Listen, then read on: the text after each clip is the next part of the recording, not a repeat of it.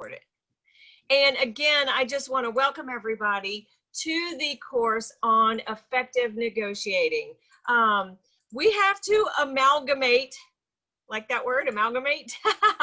We have to put together several reports, the registration report, the attendance report, as well as the chat report, to come up with a full roster for GREC that shows that you actually were in attendance and stayed during the whole time.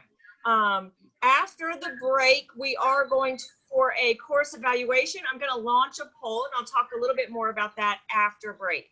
I'm going to monitor the chat. I'm going to mute everybody. So everybody is going to be muted, and I am going to monitor the chat. So please ask your questions through the chat, and Amy will stay on at the break or for a short while afterwards to answer any questions, make sure all your questions are answered. So before we get started, I am going to share my screen, go over the notice to students, and then I am going to make Amy the hostess so that she can share her screen. So hang on, let me go through the notice to students, and we are recording this video, this CE class. So hang on one second, and all right. This is the, I need to put on my glasses. Notice to students for the virtual broadcast of continuing education class that has been approved by GREC. Georgia Real Estate Academy, which is GREC school number 6915, has approved the following course of study. Effective negotiating, and again, it is GREC course number 63248. This is a virtual remote broadcast of an approved in-class course, 3 hours in duration, approved by the Georgia Real Estate Commission for the purpose of continuing education. There are no prerequisites to receive credit for this course. As I mentioned, we're so excited to welcome Amee Davis of Davis & Associates Attorneys at Law as the instructor. There's no homework and no required written exam. You must be on time and present for all the remote virtual broadcast instruction hours in order to receive credit for the course. Roll call and documentation of your real estate license will be conducted via the chat function, which I just mentioned at the beginning and actually after the break. Students, this is for all CE classes. Students may only receive credit for a specific course number once every 12 months. So I get a lot of confusion. A lot of agents are like, I already took a class on this topic, for example, especially with contracts classes. It's not, you can only get credit for a specific topic. It's for a specific course number that is offered through a specific school. So you can only get CE credit for that specific course number once every 12 months. If you've already received credit for this course within the last 12 months, please, we would absolutely love for you to stay, but you won't get additional credit. Prohibition of recruiting. No recruiting for employment opportunities for any real estate brokerage firm is allowed in this class or on school premises. Not sure how that's defined through Zoom. If anybody does try to recruit, please report that to either myself as the director of the Georgia Real Estate Academy or Heidi Kelly, who is the coordinator of the school, or directly to GREC. There is our contact information there, and probably the easiest way to do it would be to actually use your cell phone and take a screenshot of that. So I'm going to stop my share, and without any further ado, again, welcome everybody. I'm going to mute everybody, and I am going to, Amy, I'm going to give you the host duties. Oops.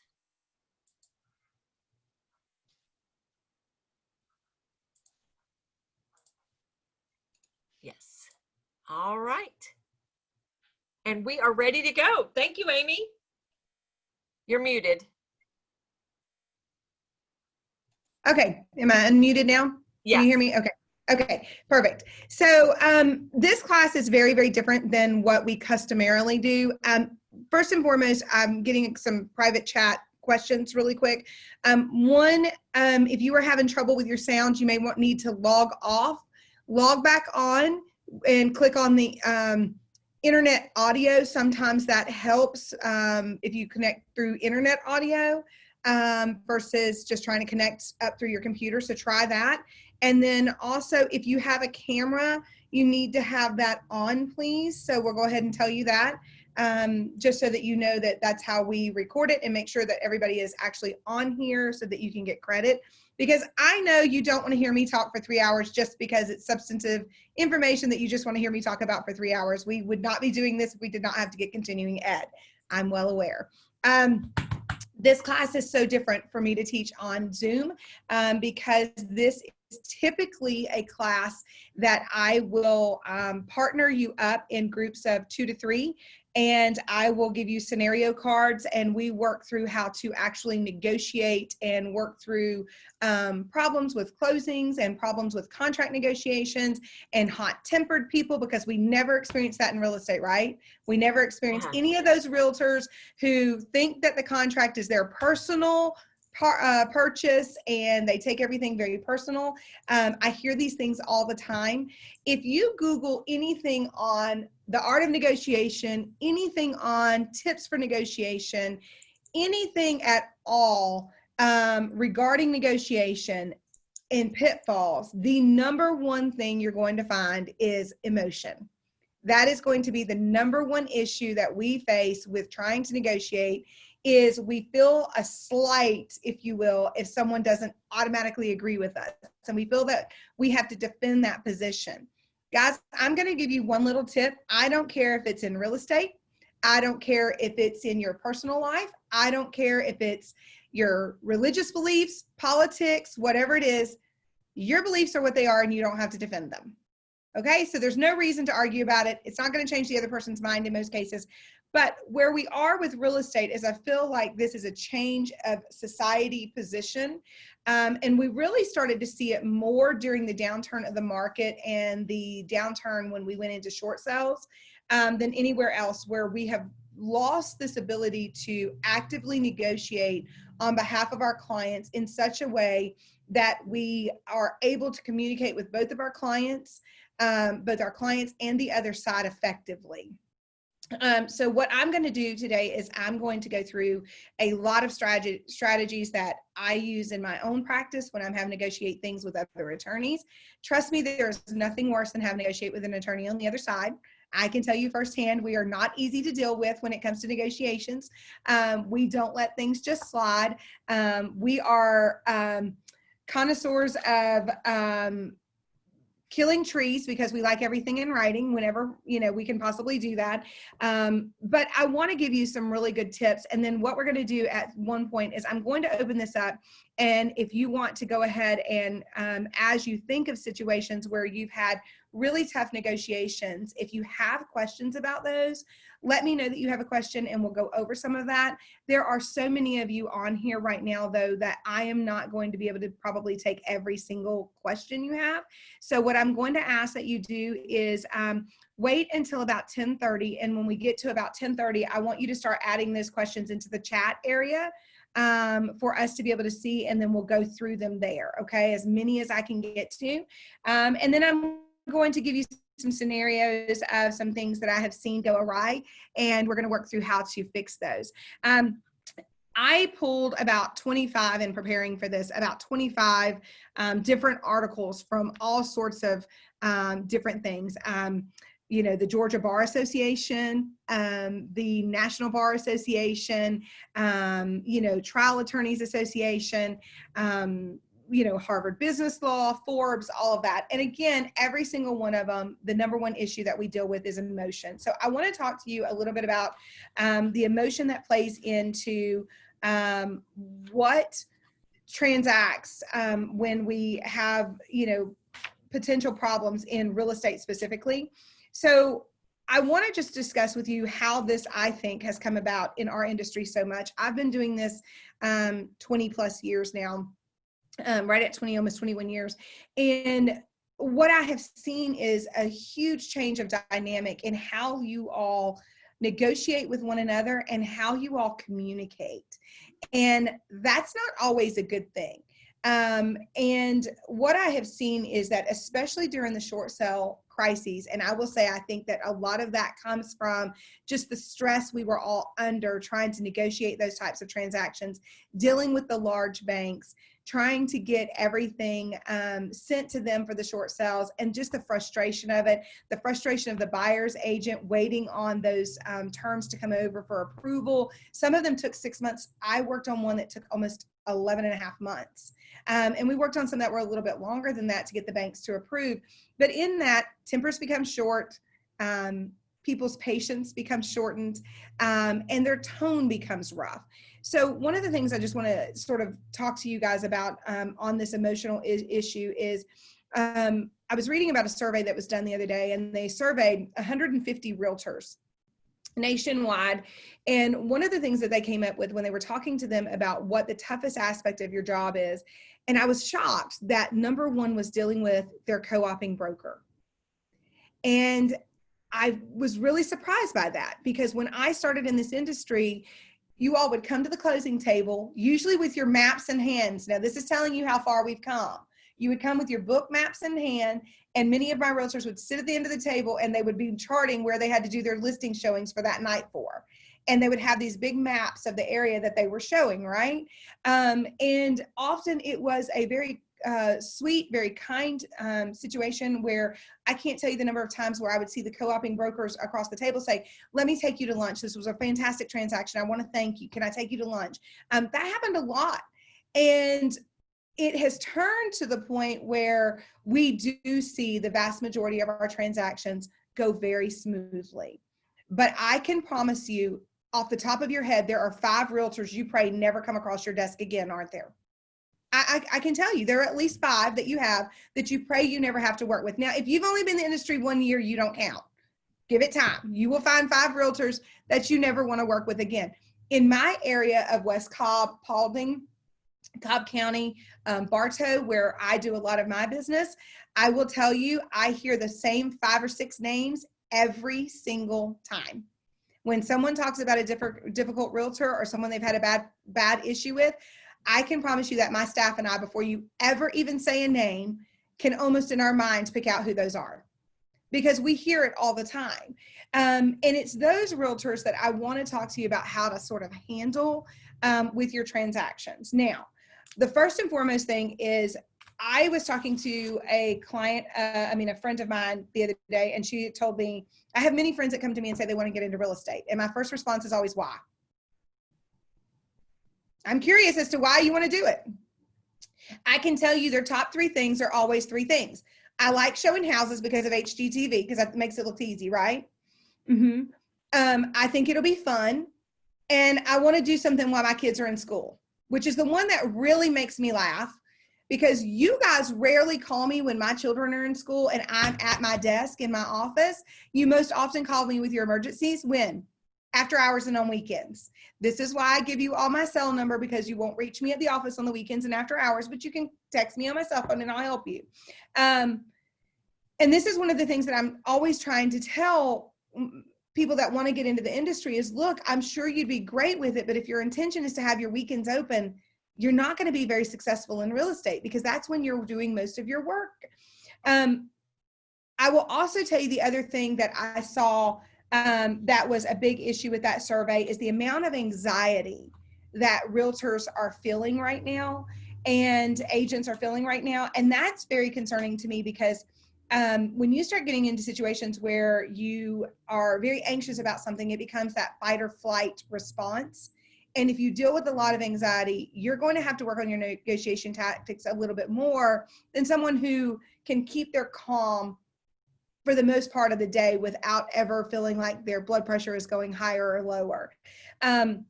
That fight or flight response is the one that we really need to talk about some here.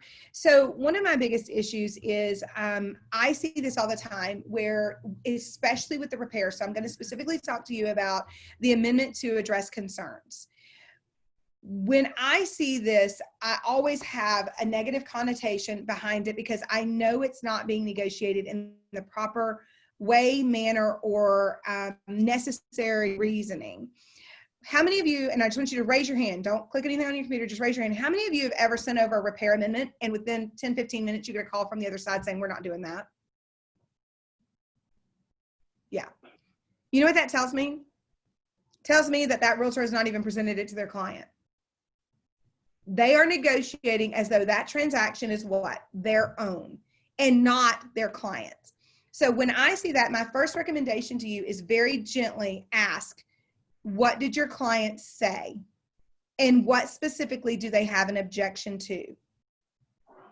And the reason I want you to ask specifically what they have an objection to is because most realtors who do that to you have not spoken with the other side. And what they're going to say to you is they're not doing any repairs. Well, that's not part of negotiation. And why did they sign a contract? Can you explain to, and if you aren't muted, please mute your microphones because I'm hearing some feedback on somebody's. If they are negotiating as though it's their own contract, they have not fulfilled their obligation to present the offer. So my next response to them, and I actually spoke to a realtor on this yesterday, and she said, well, I don't like the connotation that I didn't present it to my client. And I said, well, did you? And she said, well, yeah. And I said, okay, well, I think the buyer's agent is just asking you specifically, what is it that they're objecting to so that they can negotiate with their client to whatever repairs the seller's willing to do and that they're willing to accept to know whether or not they want to proceed forward with the contract.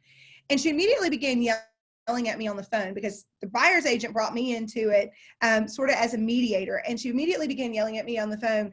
And I said to her, I said, ma'am, I said, I'm not a party to the contract. I have no emotional stake in this game. I said, I'm just trying to find out what the seller is objecting to, because if they are objecting to 2 or 3 things, the buyer may still want to buy the house. But there's certain things that the buyer may be, willing to walk away from the house for if the seller's not willing to do. So we need to get to the bottom of that. And her response to me was, they're not doing any of it, and hung up. And I was shocked. I was only shocked to the degree of, I had heard the reputation of this realtor many times, but I had never personally experienced it. So, but I was shocked because everything that I had heard came to fruition because she was very angry about it. So I followed up with an email and I said, look, I understand that you're upset. I'm not certain why. Please present to your seller. The next step that I did, though, was I called the buyer's agent and I said, I want to make one suggestion to you, because when you get to a point that in the negotiation of repairs, you have the other side who is emotional, unreasonable, and you really deeply feel that they have not presented that to the sellers at all, and by you asking what is it that they specifically object to, become very combative, I want you to pull out your notification form from GAR. If you use the GAR forms, there's a notification form in there. If you use the RE forms, there is a stipulation form in there that you can use. It's not called notification, but you can just use a special stipulations form. And I want you to send it over. And here's what I want you to do is I want you to put in that notification form the following, and it's very simple. Any way you word this is fine. Just don't be rude. You get more bees with honey. Please don't be rude ever to anyone when you're negotiating, because you cut down the negotiations. They're going to cut you off and it's just going to become more combative. Dana and I can tell you firsthand, most of what we see when it comes to the breakdown of negotiations comes to deal with emotion. That's what it comes down to. I want you to send them over a notification that basically says that the seller herein is acknowledging receipt of the amendment to address concerns and is giving notice that they do not desire to complete any of the repairs requested. And on the bottom of that notification form, it requires initials. Now, after being hung up on, the buyer, and I talked to the buyer's agent, said, look, I'm just going to suggest this. The communication is kind of broke down. Put it in writing and send it over. And immediately she gets a phone call from the agent saying, what is this and why? She said, well, my buyer wants evidence that the seller is not going to do it, and they want it in writing so that when they decide to terminate because of the repairs they're requesting, they have it in writing and there won't be a challenge to their earnest money. They just want to make sure. And even though we know during due diligence they can cancel it, just tell them, look, it makes the buyer more comfortable. The buyer's asked me to do it. I have to do what my buyer's asking me to do, and this is what I'm doing. Within about 35 minutes, they get the amendment to address concerns back signed by the seller. They never signed the notification form but there's a reason why. What is the reason? She had never presented the amendment to address concerns, and she didn't want to present that notification because now she was caught because she had never presented it. Okay, guys, I see this happen about once or twice a month.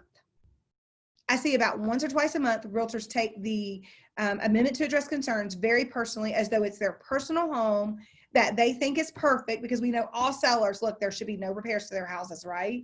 We know that their homes are perfect. We know that they're worth $40,000 more than Zillow even says they're worth. And Zillow's always right. We know that, right? These are things that you can take, right? No, they're not. I'm teasing you because I know how much you have to defend your values against Zillow and some of the other ones. What I do want to share with you, though, is this is a lesson learned for all of you, that just because someone says no to the amendment to address concerns, that they're not going to do something, doesn't mean that they've actually seen it. I've actually had this happen a couple of times in closing, where buyers get to closing and they're very upset with how the negotiations have went throughout the process. And they say, and last month we had a buyer who said, look, I know everybody signed, but I just want to share something with you. We were very excited about buying this home initially. And because of how it was handled in the negotiations and how you all responded to our requests for certain things, it went very badly for us and has left a bad taste in our mouth for this purchase. And all we wanted to do was be happy in this home. And the seller looked at me shocked, and I had no idea what had transpired. And he said, well, can you specifically tell me what was going on? And this is what I saw at the end of the table. A lot of moving around, a lot of shifting. And I thought, uh-oh, somebody's fixing to get called out here. And the buyer proceeded to tell him, look, we sent over an amendment to address concerns. You wouldn't sign any of it. You wouldn't even negotiate repairs with us. We sent over a second amendment to address concerns with just the things we had to have done. You refused to do them. You refused to reduce the sales price for these things, and they're big ticket items. And I don't know why, as a first-time home buyer, I should have to pay for these things, but we were in dire need of finding a house because we're relocating. And it just went really bad. And I think that, you know, it would have been nice had y'all just negotiated with us, and especially been nice enough to respond in a timely manner. The seller looks at me and said, I have no clue what they're talking about, and looks at his realtor and says, we didn't receive an amendment to address concerns. What is that? And she said, yeah, it was the repairs request. And he looked at his wife and he said, I don't remember seeing a repairs request. And I just simply stepped in because I knew this was fixing to get nasty. And I said, look, I think this is a discussion that needs to be had outside of closing with the parties. And I walked outside of my office about an hour and a half later, and the buyer and seller were still standing there. And the buyer pulls me over, and apparently the seller got into a heated conversation with their realtor.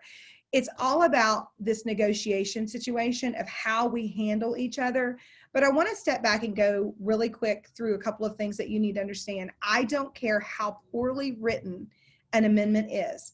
I don't care if you don't even understand what it says. You have to present it. You have to present it to your client. Even if your client has said, I'm not doing any repairs, do not send me anything with repairs on it. Okay? Because unless they put that in your listing agreement, and unless they put that in writing to you, that you do not want to receive any repairs, you still have to do it. And I'm going to tell you, even if they put it in writing to you, I still want you to send it over. You still need to send it over. And you still need to have it in writing that you sent it to them, even if they say, look, I already told you I'm not doing it. No problem. I'll go back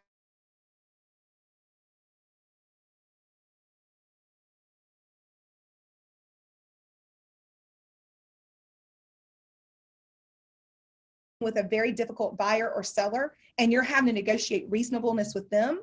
And then you're also having to deal with the other side. Can y'all hear me okay? I'm getting a lot of, y'all can hear me okay? Okay, because I'm seeing a lot of private chats asking me that they can't hear me. Okay. It froze, but it's back now. Okay, perfect. We have so many of you on here. It's not surprising. That verbiage, I just typed in the chat. So what Amy just said. So that's in the chat box for everyone. Thank you, Dana. And you can scroll back through your chat. If you open it up, it opens small usually, but if you open it wide, it'll let you scroll up through it. I think it's just, honestly, I'm going to tell y'all now, I think that this is freezing up a little bit. I taught a class yesterday and also one last week. I think with county school and everybody, there's just not enough bandwidth for everything everybody's trying to do right now virtually. So we'll do the best we can. Let us know if there's a problem, and Dana and I'll work on it on our end to make sure it's working properly for y'all. So when you're dealing with the negotiations with your client, sometimes it feels like you're in a combative negotiation with them, or sometimes it feels like you're just in a negotiation with your client saying, look, this is a very common thing that people ask for.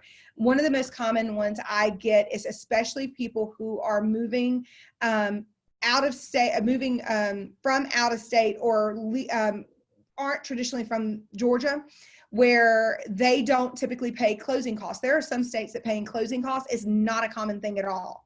And this is one of the big ones that I see a lot, that you're having to negotiate with your seller saying, look, this is not a bad offer. It's a full price offer. I told you that it's customary to pay some closing costs for the buyer if they request it, and you get a full price offer. If you don't want to take that one, we can certainly wait, but I think this is a great offer, and here's what your net's going to be approximately, and go through that with them. So you have negotiations on all sides of this transaction that you're dealing with. Sometimes you're negotiating with the lender to find out when you can close, right? Like, what do I need to do to help you get us to closing kind of situation. So I think one of the experiments that I just want to share with you, and we do this one in the class a lot of times. I have these little cards that I have laminated, and one of the scenarios I give is I give to one party in a group one, and the other people don't know what it says, and it says, be as combative as possible. Don't agree to anything and fight on every turn. And then I give to the other ones, I need you to, your role is to stay as calm as you possibly can. Do not use the following words. And I'm going to go over some following words with you that are what we call high demand words, or words we should not use in negotiation. Never use an absolute. My seller will not do repairs. Never use an absolute. Because as people change their minds in negotiation process, because let's say that you list a home and the seller is adamant you're listing it about $7,000 above what you think a reasonable list price is, right? So even if it's $7,000, you already know that most likely the price is going to come in a little bit lower, right? So you already know that you're going to have an issue with this, because it's either going to sell or it's going to be listed way high. We've seen some as much as 25, 30,000. And I love the people who say, I want to just put it on the market and see if it sells. Because statistically, we know that even when we reduce it down to what it should have been listed at before, they're going to get less than that now, because they've already reduced it once and now they look desperate to sell, right? And it's a bad tactic in most situations. Sometimes it wins. It's like Vegas, even losers win 1% of the time, right? Like, you can play a losing game and somebody will win on it 1% of the time. One of the words I never want you to use is an absolute. I never want you to say, we will not, until you have presented that to your client. If you get an offer over, even if you know your seller's going to look at that and be like, nah, I'm not responding, what you're going to have to say to the client, to the other side, is, I'll be happy to present the information in writing to my client. The other thing I don't want you to ever say, one of the words that you never say is, hey, this is 100% done deal. It's 100% done deal. Even when you have a contract, it's never 100% done deal. These are terms that get you guys in a lot of trouble with your clients, because when the deal falls apart because of financing on the buyer side and you're the listing agent, guess what? You told me it was a done deal. You told me this was a strong offer. And now you look like you're not trustworthy, right? So I get really on edge and I try to skirt around this. First of all, y'all, I'm an attorney. So you guys know that there are just certain things I'm not going to say at a closing table. I'm not going to say when I have to close an escrow, yes, it's absolutely going to close. Y'all have heard me do this. Those of you that close with me, I'll say, look, I've only had a handful that fall apart at the 11th hour and we have to close an escrow, but it's not a done deal until it's a done deal, right? Y'all have heard me say that. I am one of the few attorneys I found out that actually makes your client sign an escrow agreement at closing. If an attorney tells you you're signing an escrow, I need you to ask your attorneys, did we sign an escrow agreement? And here's why. We have clients who don't sign an escrow agreement, and if they walk out of closing without signing one, technically it should be a funded deal. And the reason you want that escrow agreement is it protects you. And here's why. That escrow agreement protects you because now it's on the attorneys, and the attorneys have now said it's not closing until it's funded. It's not closing until the lender has approved funding. It's not closing until I've received the money. And there's a contingency there, although it's commonplace that we have to close an escrow a lot, waiting on money, waiting on, another transaction to fund, whatever. We've got to have that in writing. So please just ask the attorneys you're closing with, if you're not closing with me, to make sure that there's an escrow agreement signed by the parties so that there's a document that goes back. Because as soon as the seller doesn't receive, on Friday, we had a perfect one of these. We closed 4 closings, by the way, Friday. 4 of my closings in my office closed in escrow. 4. We're seeing it more and more. One in particular was closing in escrow because the buyer that was buying their property was selling a property with another law firm, that their buyer was moving in from out of California and using a California lender. Guys, it's Wednesday. We still haven't funded the deal. And they still haven't received money. This is why you will never hear me say it's a done deal. It's a done deal when you have keys and I can give you your commission checks and tell you to deposit them. That's it. Otherwise, it's not a done deal. So don't use that absolute. Another absolute I don't want you to do is this home is yours, because you've just brought emotion into the deal. Because as soon as a buyer sees a home, they are emotionally invested in it. They are in their minds imagining everywhere they're going to put a family picture on a wall. I'm correct, right? Absolutely. You guys know this. This is true. When you tell them this home is yours, it is now an emotional investment, and you've lost all reasonable ability to negotiate going forward. And your buyer is most likely going to lose on the negotiations because they have to have a habit. Okay? So one of the reasons that you don't want to tell them it's yours is because it becomes yours when we funded the deal and when it's done. One of the things that I saw, and I actually typed up one a few years ago, was a little, 4 or 5 point step thing for buyers. And one of the very first things on here is it says, do not become emotionally invested in a property. This is the biggest purchase of your life. And we want it to not only be a home that you love, but also a home that is financially responsible for you to buy. And we used to give these out, and I have it somewhere, and if you want it, I'll be happy to email it to Dana, and she can send it out to everybody or put it on there. And it has some other tips for buyers as well. And one of the reasons we don't want them to become emotionally invested in it is because when it comes time for repairs, they will overlook things or let things go that they really shouldn't let go just to get the house. And then when they get in the house, they become very bitter and aggravated and angry because why? Not because they made a bad decision, but because you didn't tell them, and because somehow it's your fault. Because we live in a society and in a world where it's never my responsibility, it's never my fault, it's everybody else's fault in the whole world while something has happened to me. I'm going to tell you right now, I don't live in that philosophy. Things happen in my life because I don't make great decisions at times, or maybe a decision I made 10 years ago didn't turn out to be the decision I wanted it to be today. Maybe that investment that I made didn't turn out to be as profitable as I would have liked. It was my decision to invest that money, correct? So they don't ever see it as it's their, I see somebody saying preach. They don't ever see it as their responsibility to make sure this is a financially responsible decision. It is not a financially responsible decision for a first-time home buyer to buy a home that needs the HVACs completely replaced without getting some compensation to do that, especially when that first-time home buyer does not have but 3% to put down. Because what happens in 6 months when that HVAC system goes completely kaput, they didn't get the home warranty they wanted, they couldn't afford the home warranty, they didn't even buy title insurance because they didn't have the money to buy it to be able to make the deal close, and now they've got to replace a $5,000 HVAC. Who do you think they're going to be mad at? You. So these are the kind of things that in these negotiations, you're negotiating with your buyers. You're negotiating reasonableness with your buyers. You're negotiating the opportunity to make sure they're making not only a great decision for their family, but a financially responsible decision. So let me talk to you about managing some of this anger issue. one of the things that I have always used in my office is, number one, if somebody calls in here and uses profanity or starts screaming at any of my any of my staff, we simply, we have trained on this. My staff is to immediately say, I am not permitted to talk to you if you're speaking to me this way, because it is part of our rules of our office. So I am going to take your name and number, and I will have our attorney return your call.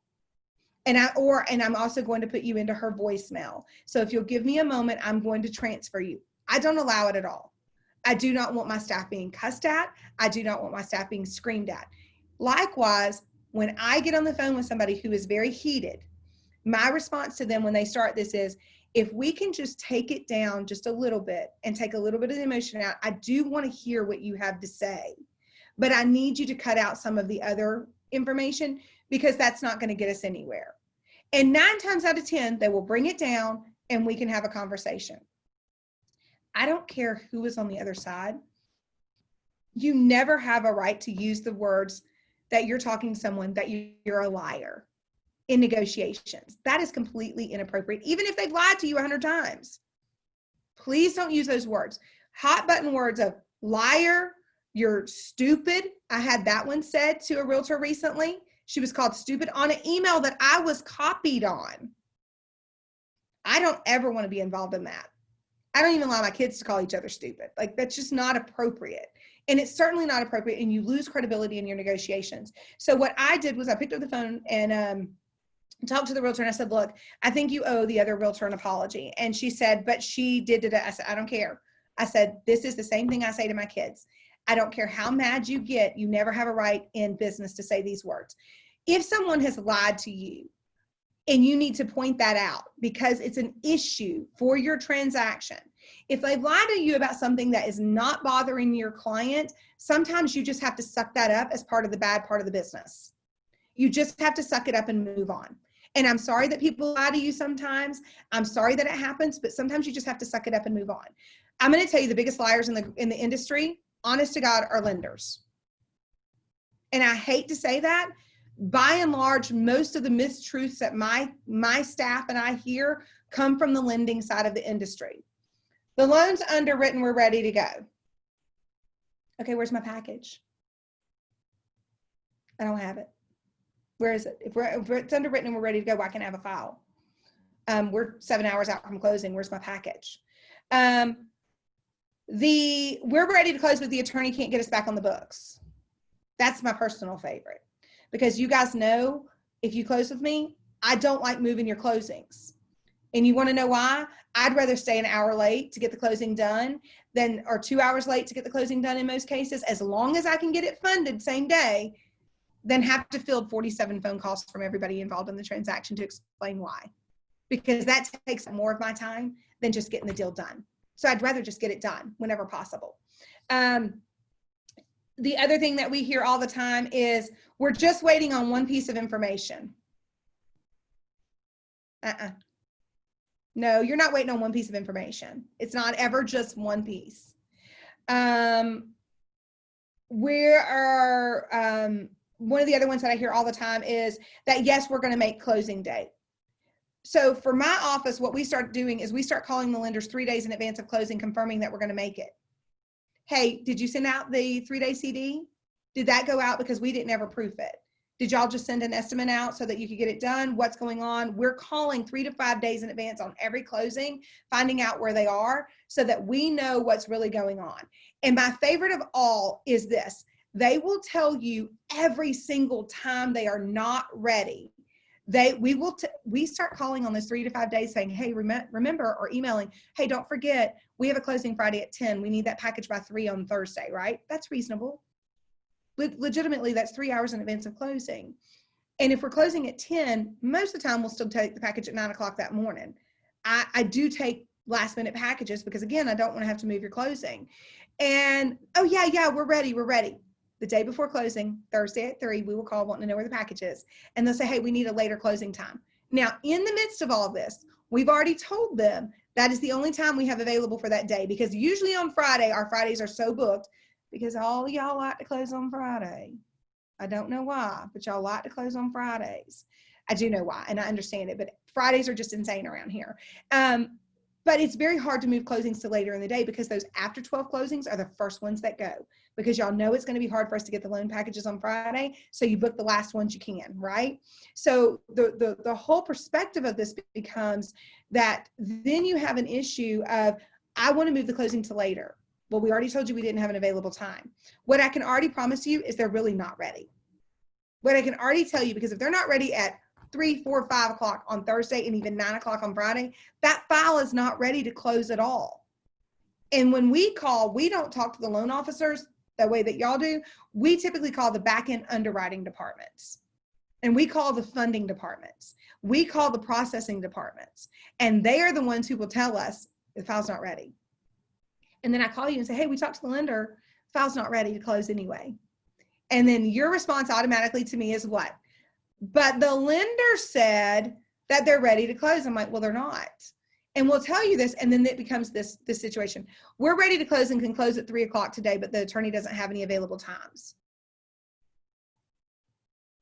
These are the consistent issues that we see when we're dealing with the mistruths in our industry. Where you guys see them is where the sellers have supposedly not agreed to do repairs. The sellers have supposedly not agreed to do anything. One of the big warnings I want you to start looking at is, for those of you, many of you are extremely observant when you go into a property to be able to pick out every little detail of that property, right? You can look and see, hey, there's not paint on this baseboard. It looks like it was just recently replaced. There's a cut in the middle of it. Something's going on there. What repair was done? You look back at the seller's disclosure.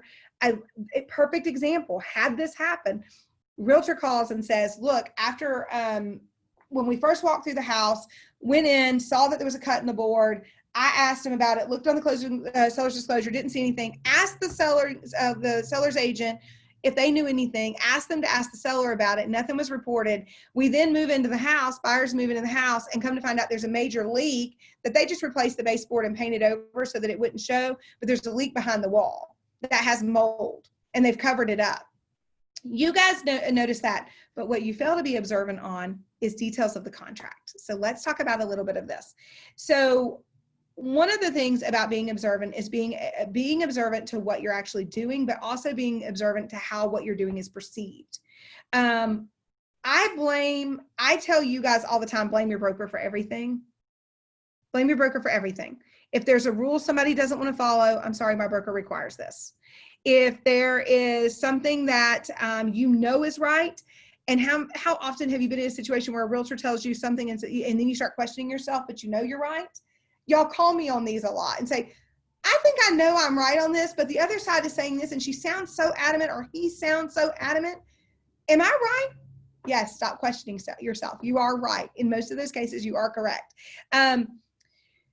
And then also the perception of, let's talk about specifically with what you're putting in the contract. I'm going to go ahead and tell you, if you're writing very poor special stipulations, I don't care how old, if you will, or seasoned, I'll say, your real estate license number is, you're going to be perceived as not knowing what you're doing. And there are realtors out there who are going to take advantage of you because you've poorly written something. And I've seen it 100 times. Dana and I had a situation, oh gosh, Dana's 5 or 6 years ago. The buyer's agent and selling a listing agent had negotiated with the clients a certain amount in closing costs. And it had been a pretty tough battle to get the seller to pay any closing costs. And they got it down to, I want to say it was $5,400. Well, when she went to write it in the contract, she transposed 54 and 45. And I've had this happen a couple of different times. And the realtor was really upset. She called the other side and said, look, I'm sending you over a withdrawal of that offer. Please don't have it signed. I made a mistake. I transposed the numbers we agreed to. Before she could get it over, the listing agent already had the seller sign off on it and send it back to her. So now you have a bound agreement with the wrong seller pay closing costs. And she had to eat the seller pay closing costs because she made a mistake. And from that point on, every negotiation they had, the listing agent attempted to take advantage of her mistake. She tried to take advantage of that mistake. And I know mistakes happen. I'm going to tell you, show grace, show grace, show grace when mistakes happen, because you are also going to make mistakes and you're going to be begging somebody else for grace at some point. I call it karma, call it what you want, but it happens. We all make mistakes. I make mistakes all the time. I apologize for my mistakes. If I make mistakes, I'm going to tell you I made a mistake. My staff is going to tell you they made a mistake. We're going to own it. We're going to move on. And I hope that you understand that mistakes happen in life.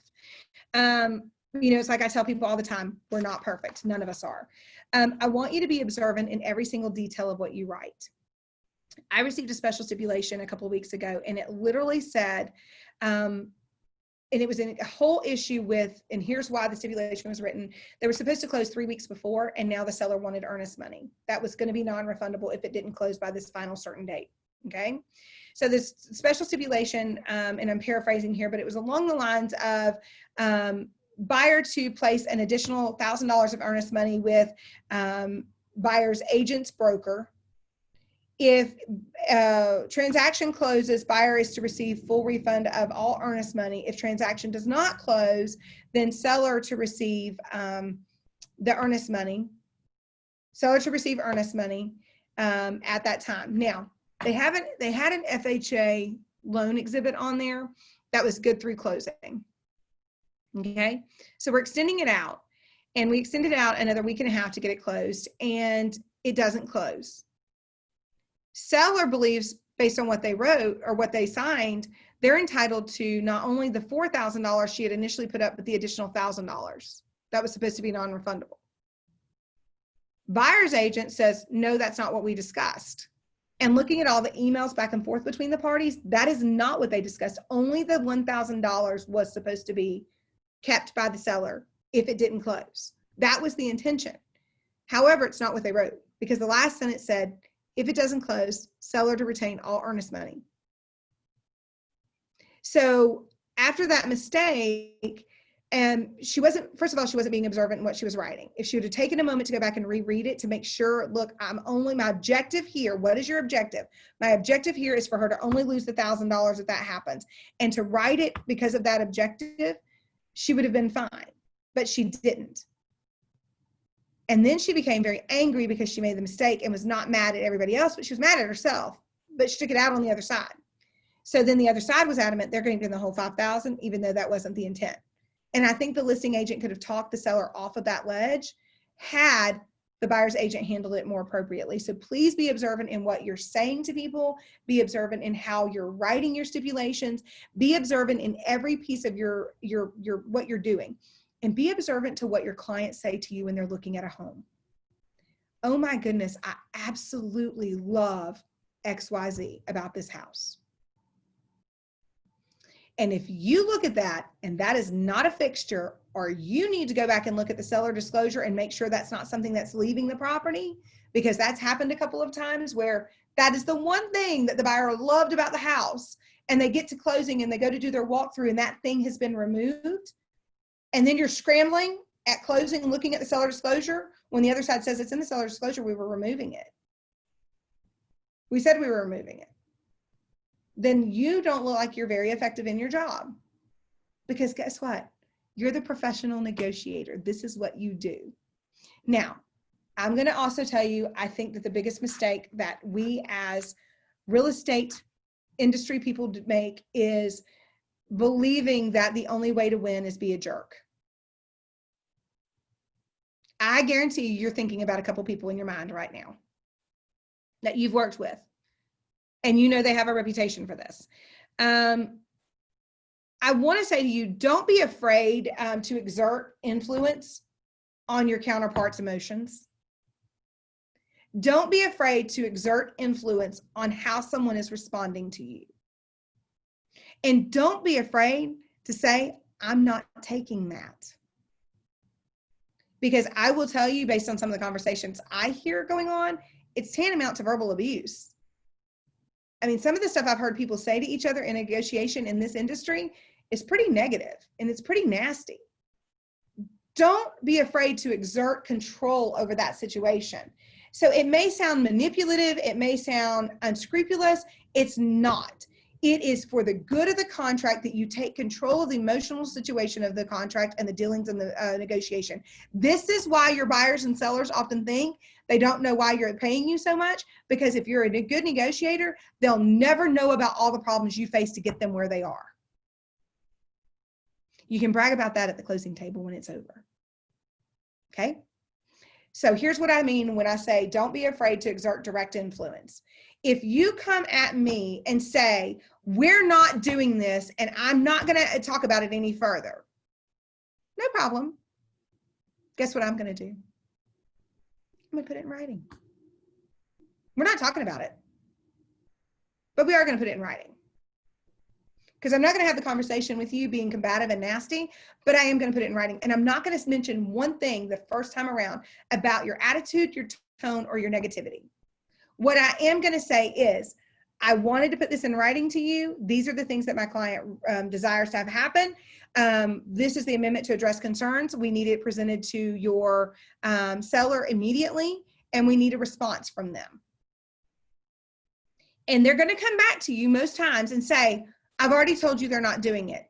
I totally understand. I'm just simply asking for the presentation of the amendment because I have to do my due diligence on behalf of my client. I'm asking that you do the same. Take control of the situation back.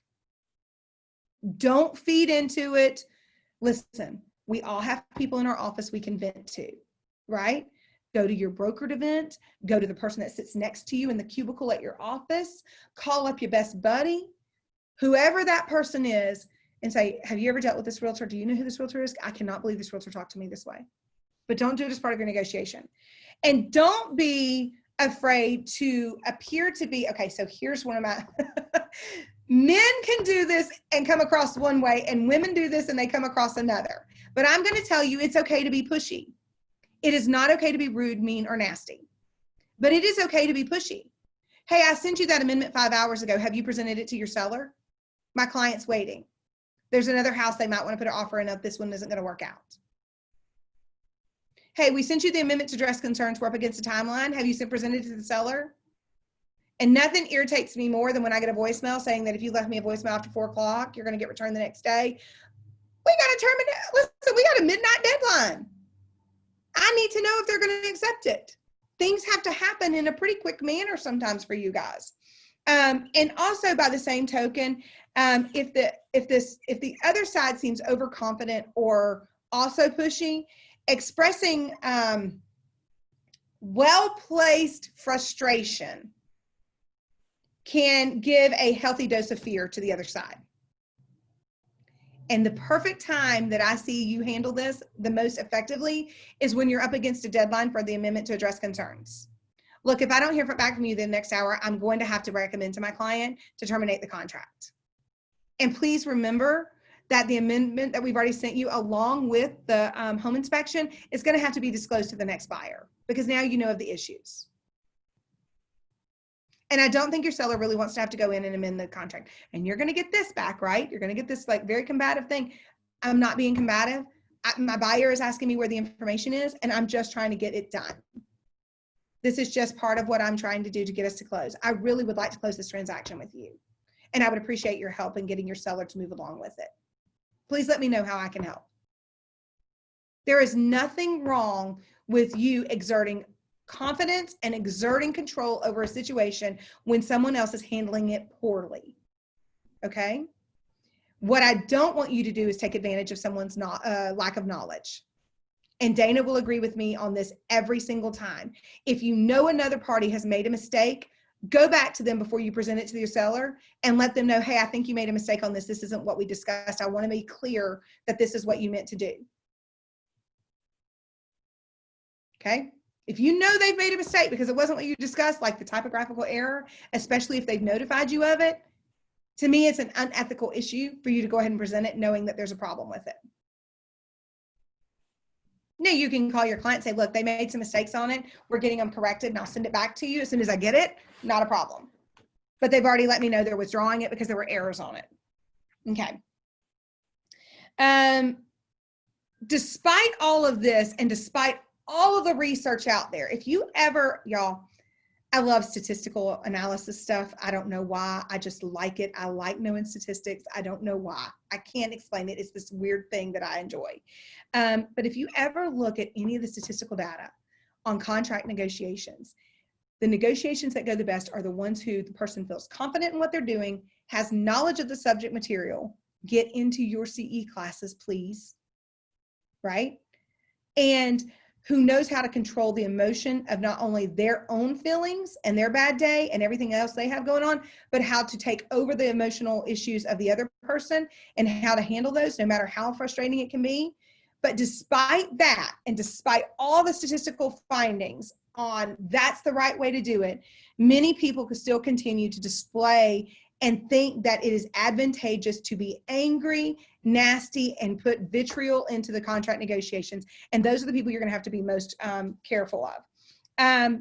You have to be aware of the cost if that's how you're going to negotiate.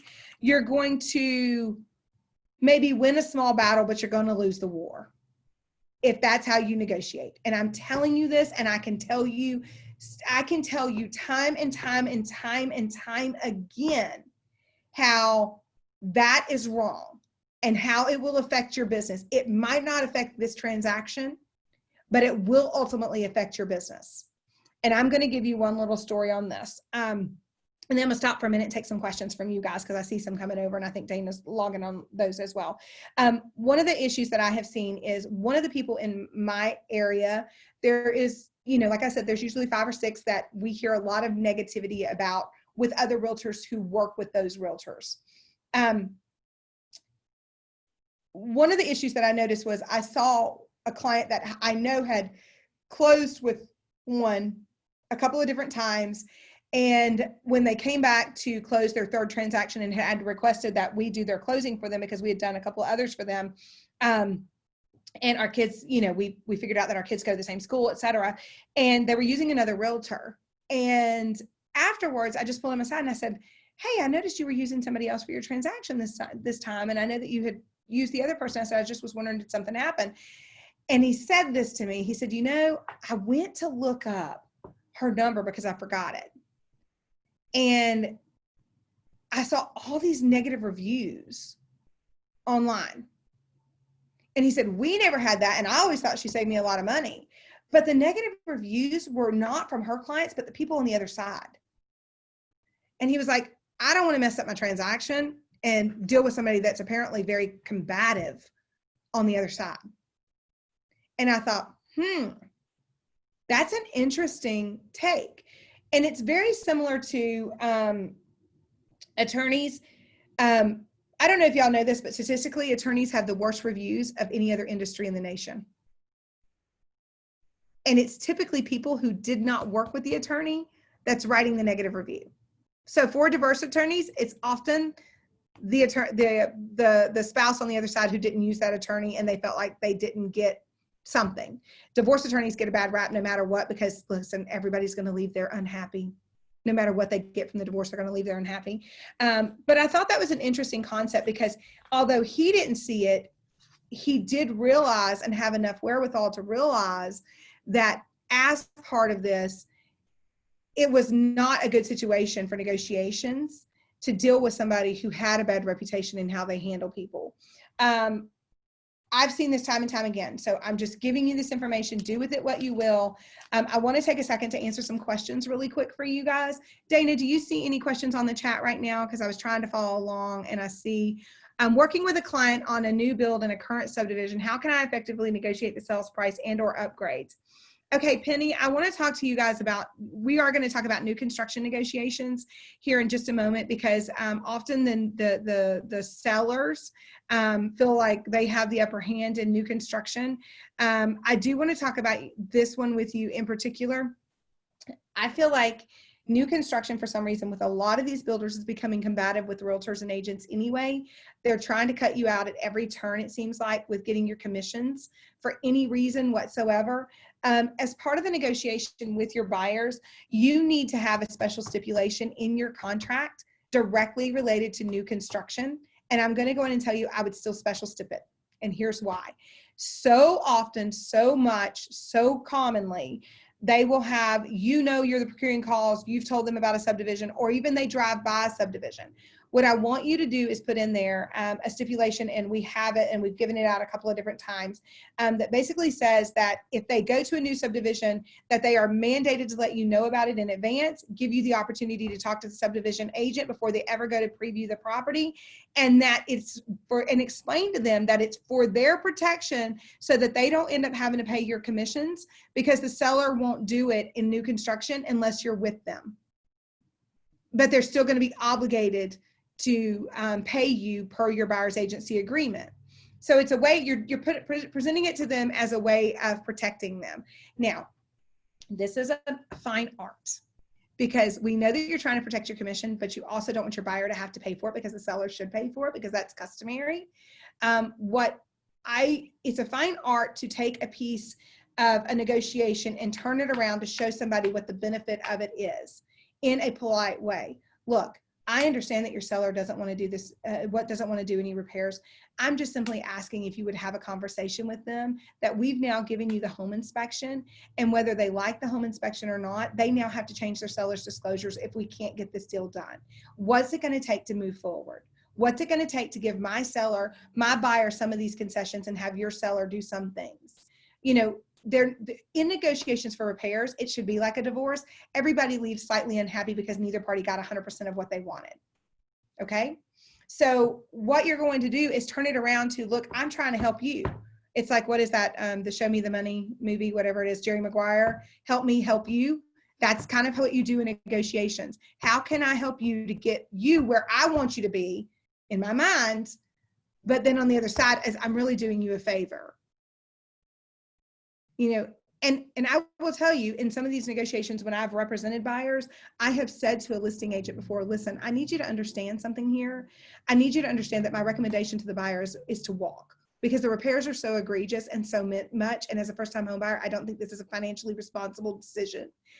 But your seller needs to understand that if my buyer walks, they're going to have to put the house back on the market. And now they have to disclose everything that we have told them is wrong with the property.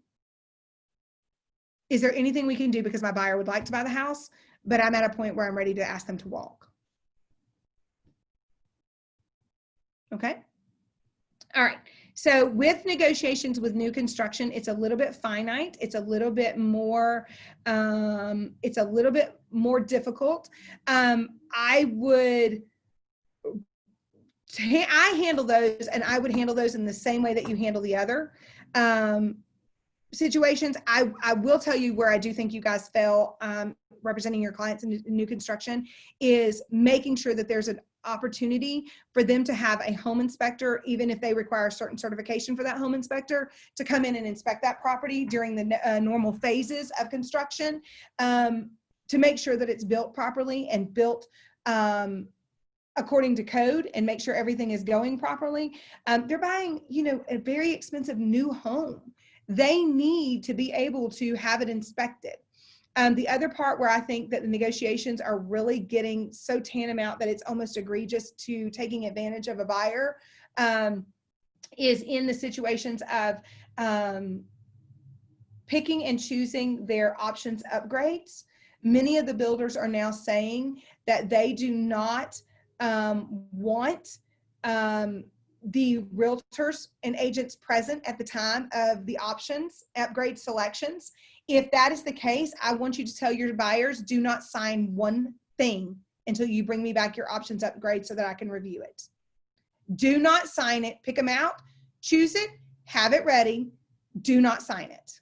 Tell them that you want to think about it and make sure it's all 100% right, and you want an opportunity to review everything before you sign it, and bring it back to you. And the reason is let me give you a perfect example.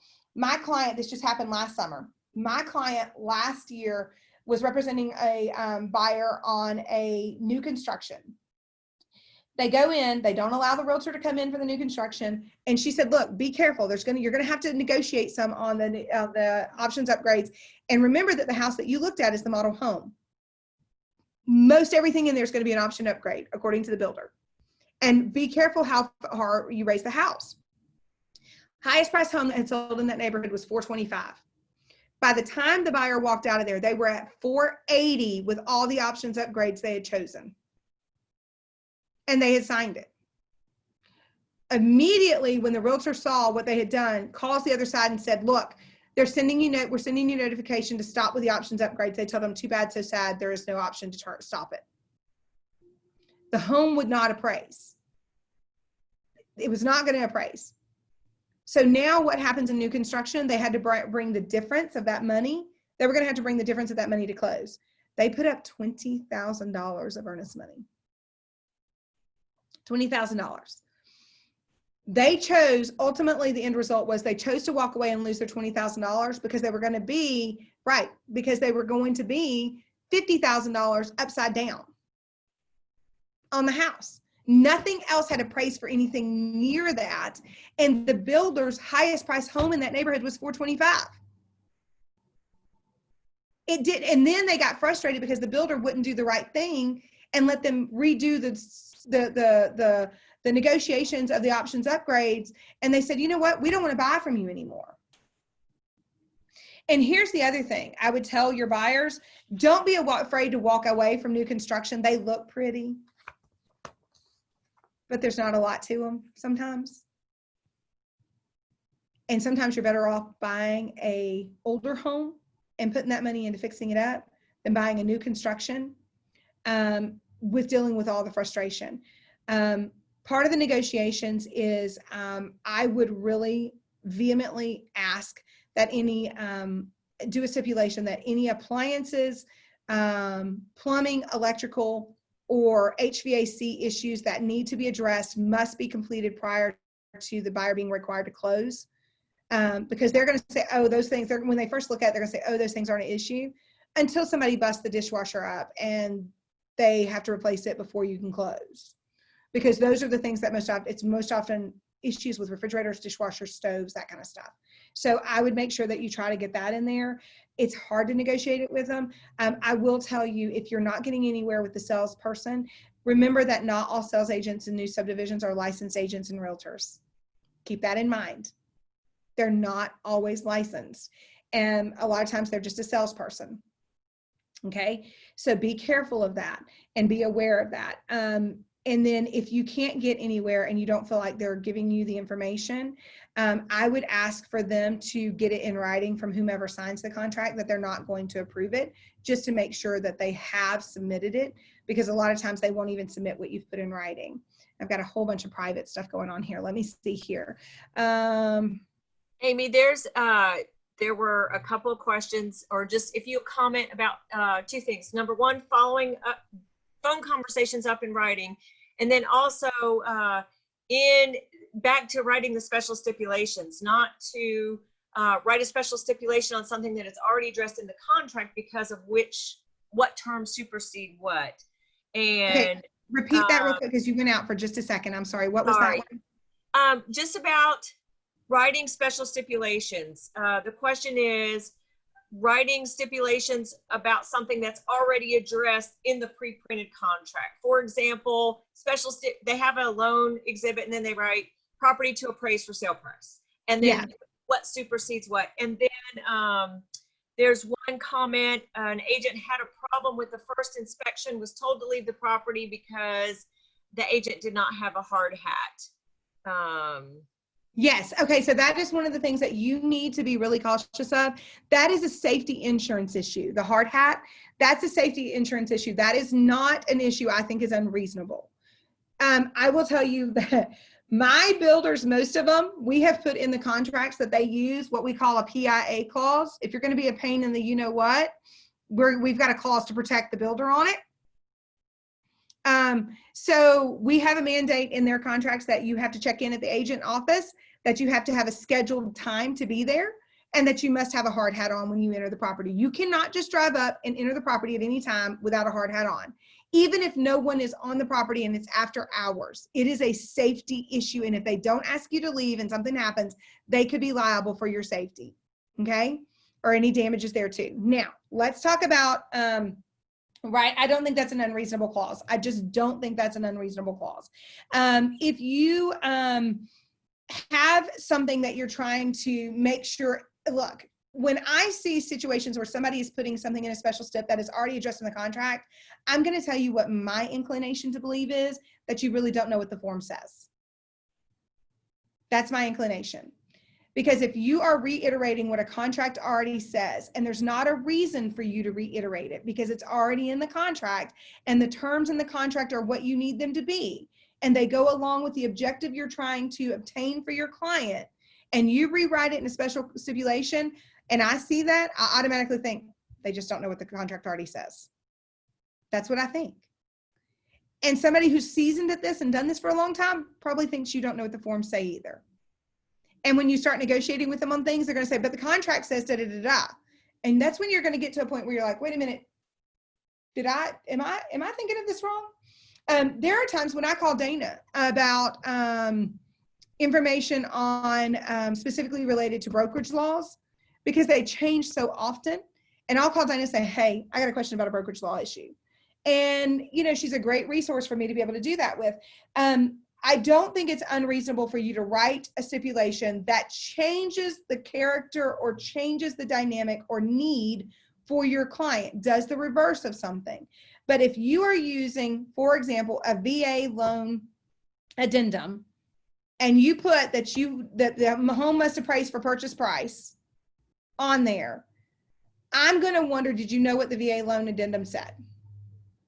Okay. That's just going to be my inclination. If you need to change something, I need you to look at what you're changing, the form you're changing, and why. So if you need to change a document or need to do a special stip and it's already written in there and you just want to do it, sometimes I know you do it because your buyer says, look, it'll make me feel better if you just write it in there. So I know it's over here, but I want to make sure it's there. Sometimes I get that, but I need you to make sure that you know what the form actually says. Carol, on the CO issue that you asked about, you asked would they need that for the CO. I think you're talking about the stoves and the appliances. You don't necessarily have to have appliances in, you just have to show that the mechanicals to them actually work. So you will see new construction sometimes that don't have the stove installed, or you will see them without a refrigerator installed. So they don't necessarily have to have those things for a CO. Let's see here. I know that there's a question about, the inventory of older homes. I'm seeing a lot of inventory in my area of older homes right now. I had a scheduled time, wasn't in the contract. I had an appointment scheduled. The inspector had issues too. Okay, so if you had a scheduled time to be there, and you still are obligated in the contracts for most of the builder, even if you schedule a time, to have your hard hat.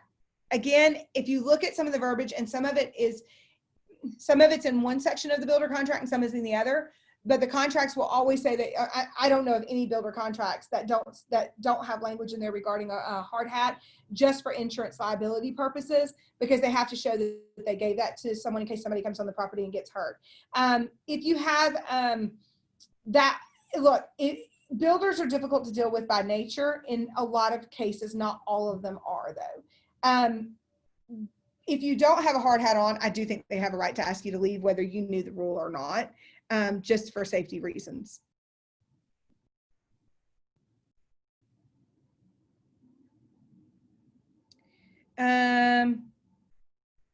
Yes.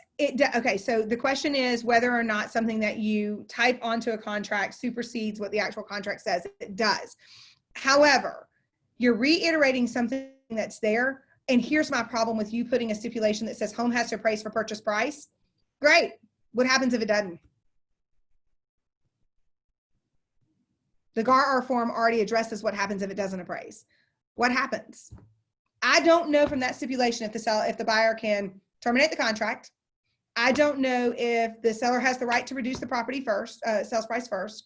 I don't know from what you've written in that amendment, and that's a common special step that Dana and I see, is home has to appraise, and there's no what if.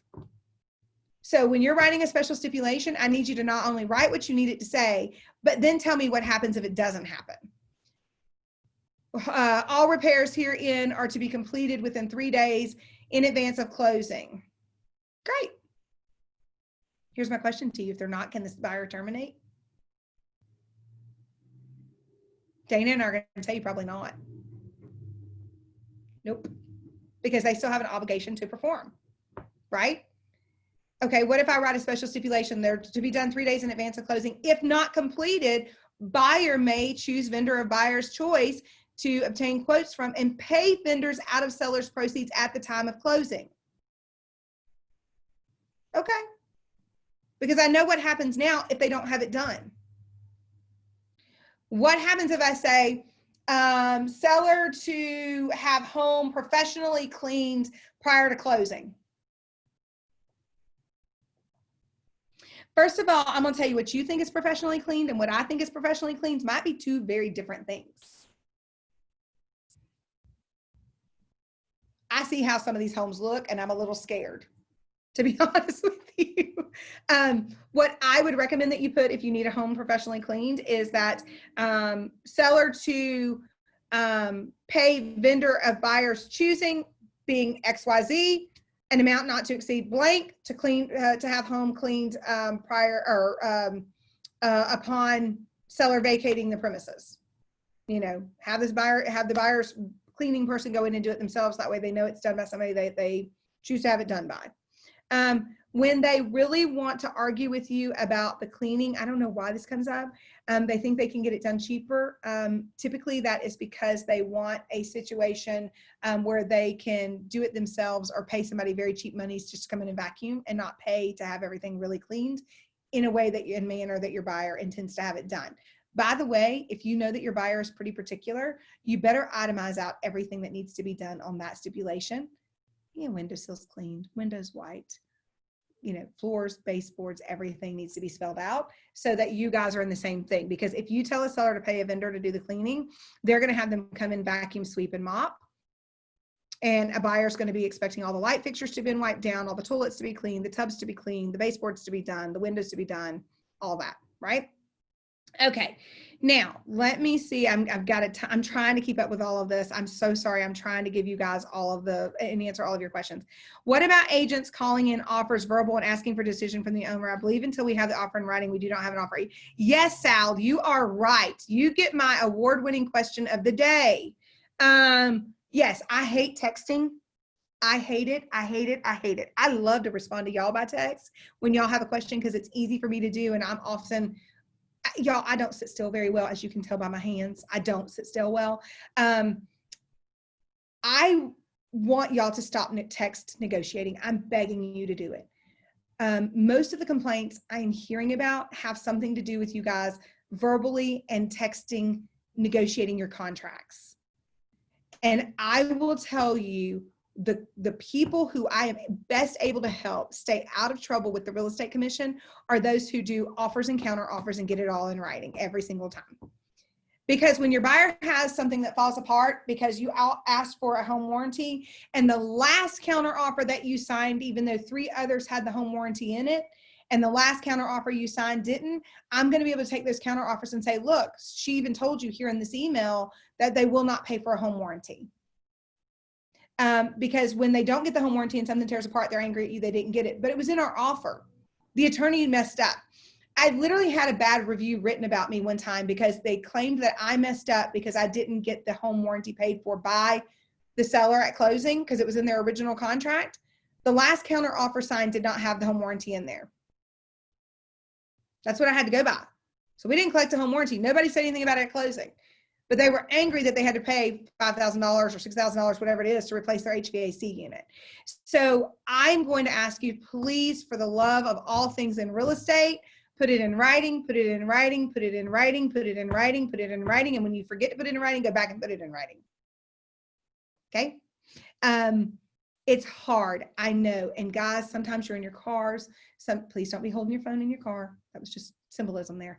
I know you're in your car negotiating stuff. I know that you are running. I say all the time, and I mean this with all of the respect I can tell you, I could not do what you do. I could not do it. My patience, I mean, literally God just was like, nope, and moved on. Okay. I don't have the patience or tolerance to do what you do. Not to mention with my ADD, if I'm working in my car, I might forget to send something over to the attorney. I might forget that dire amendment for the $1,500 that they agreed to pay an extra closing cost. I really could not, the way that you guys have to handle your business is not how I am set up. It's not, and what I do is so different from what you do.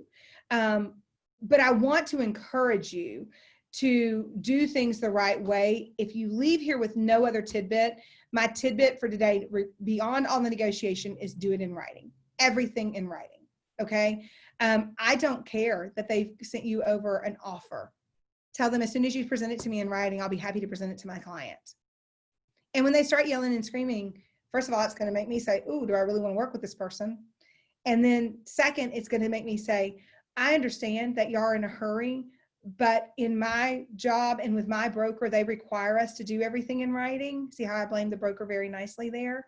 They require that we do everything in writing. And also GREC requires that we do everything in writing. So if you'll send me that offer over, I will be happy to present it to my seller. We have a couple of other things coming over as well. So we're probably going to need to look at all of those and determine which one is the best offer for them anyway. And I'd like to make sure we have it all in writing so I can itemize it out for them. Okay. That's it. That's the answer to it right there. Do it in writing. And y'all hear me say that all the time. I know it's easier to text negotiate, but please don't do it. On the feature page that was initialed as part of the contract states that the alarm system will be placed near the garage. Currently it is installed near the front door. Does the seller have to remove it and have it installed by the garage? I will tell you without even reading the contract, most likely no, they do not have to remove it. And I will tell you why, because they have all of these very arbitrary clauses that they have discretion to change placement of things in the home whenever necessary to complete construction. And they use that clause of, if we made a mistake, oh, sorry, we had to change the way it looked.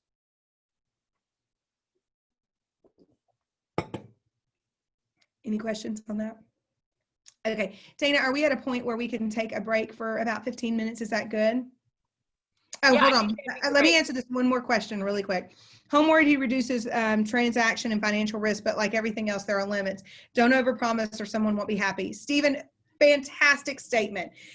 While we're on that, let me just say, and I was going to save home warranties for later, never, never, never, never, never, never, never, never, never negotiate in lieu of repairs to give a home warranty.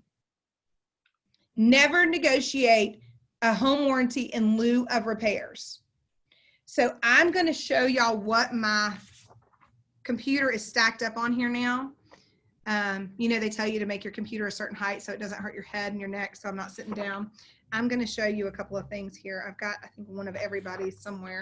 I keep all of the home warranty booklets in my office. I keep them here for you guys. I don't care which person you love, which one you use. I have one of all of them. I have First Americans over here. I have Old Republics. I keep them in my office because so often you guys come into closing and I make the vendors come by my office, not just yours, and drop them off. And the reason I do that is because you get into closing and they'll say, hey, is there a pamphlet on that home warranty I'm getting? Well, this is part of what we provide for you guys. So you have them here at closing. There's a whole bunch of them here. They're all over my office. Most of the home warranty companies have gotten to a situation now where if within a reasonable time after closing, and guys, I don't know if that's 2 days or 6 months, the buyer calls in for a major repair of something, they want a copy of the home inspection that was completed for closing. Because they are not going to cover things that a buyer knew of were issues that were either defective or problematic. And they're going to ask for the contract as well, by the way. I have one home warranty company that's now asking us to send a copy of the contract with the home warranty coverage check. We don't do it, and I'm not going to do it. We tell them they have to call the realtor for that because I just don't think I need to be sending somebody's contract out to the home warranty company. But why do they want it? They want to know if there's an amendment in that contract or anything in that contract that says they're doing the home warranty in lieu of repairs. Do not ever negotiate that. And here's how you handle that. If I have a listing agent, Dana, I'm going to let you be the listing agent. Can you do that for me and be the listing agent for me trying to negotiate a home warranty instead of repairs? Sure. Okay. So we're going to start with Dana telling me that I need to do a home warranty in lieu of repairs. Okay. My initial response to Dana is going to be this. However, I'm not certain that the home warranty company, I heard from one of the attorneys, I'm not sure that the home warranty company take care of the repairs if something were to come up, if we're going to do it in lieu of repairs. I'm not sure that that will be covered. Well, that's just going to be an issue for the buyer. The seller's not going to do any repairs, but the seller will absolutely pay for the home warranty, and then you'll just have to deal with the home warranty company.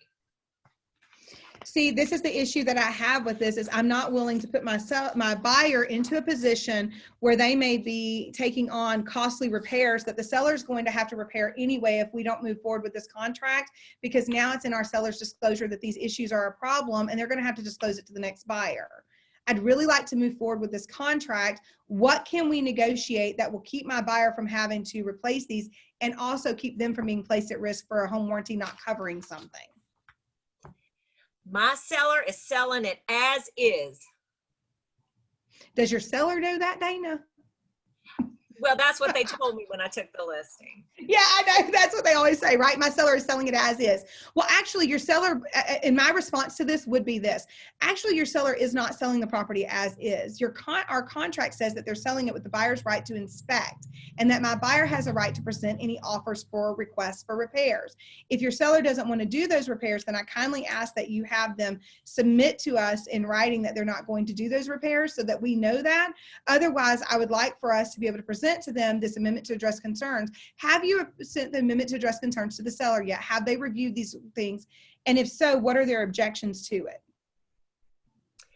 Let me discuss this with them and I'll get back to you. Mm-hmm. How many of you have had that happen? When you start sort of pushing back and they say, let me discuss it with my seller. Y'all, that is code for, I hadn't talked to him yet. Mm-hmm. That's what that's code for. I haven't done my job and you just caught me and I need to move on. Give me a minute to recoup, because now they're afraid to say anything because now you've backed them up against a wall. And what Dana said, y'all, is exactly the responses we get, because my seller selling as is, that's not, my contract doesn't say selling as is. After due diligence, it becomes as is. But before due diligence, I have the right to inspect and request repairs.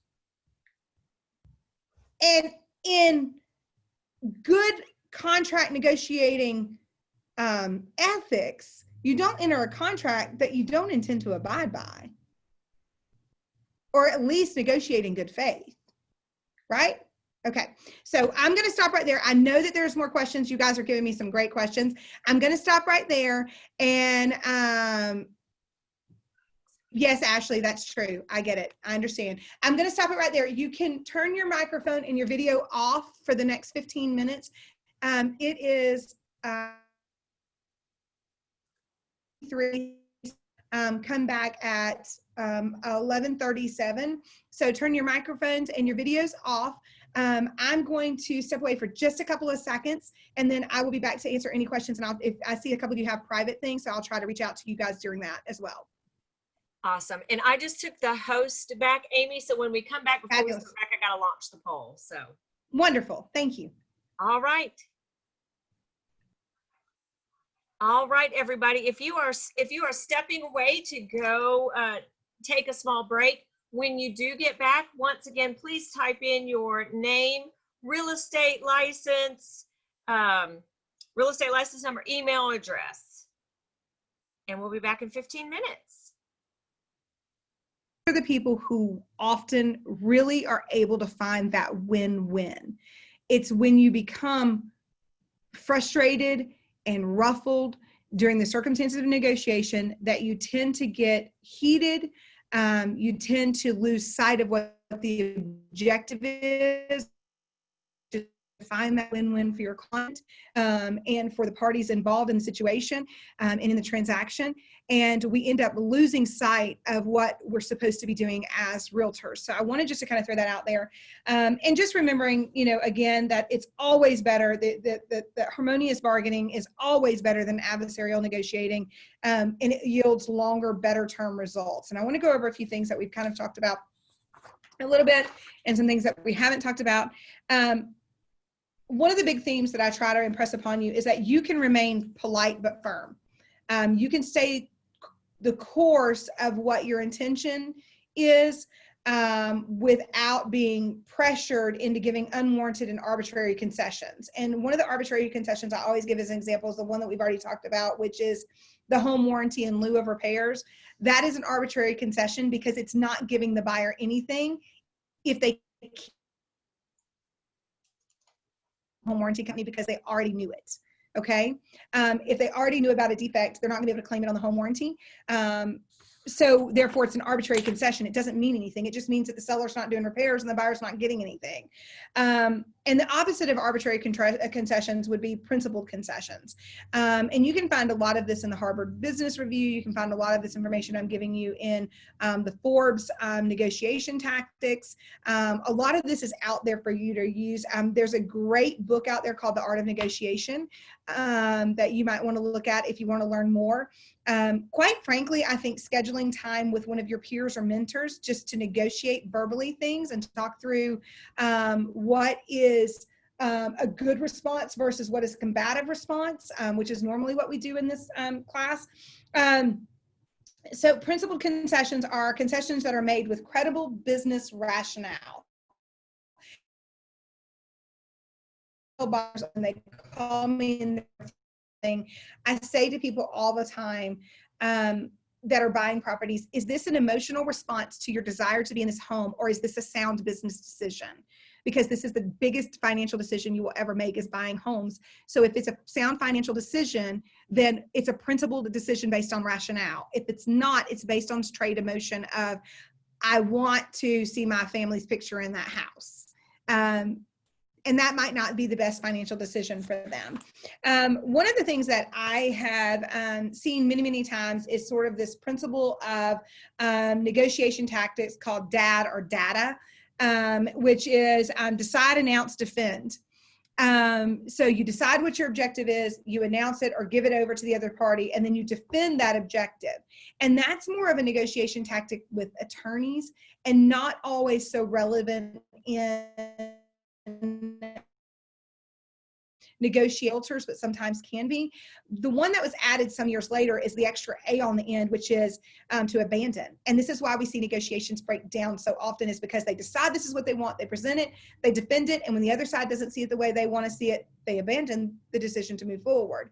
And this is often what we have happen with buyers, and this is why it's important, because so many buyers are willing to walk away from contracts when they don't get every little thing that they want. And that's okay, that's their decision. However, it might not be a sound decision, but your job is to give them good guidance on what is a sound decision and what is not, and try to lead them in that course of action. But often when negotiations have broken down, it's what I call spoiled child mentality, or the mentality of they don't know how to adequately compromise.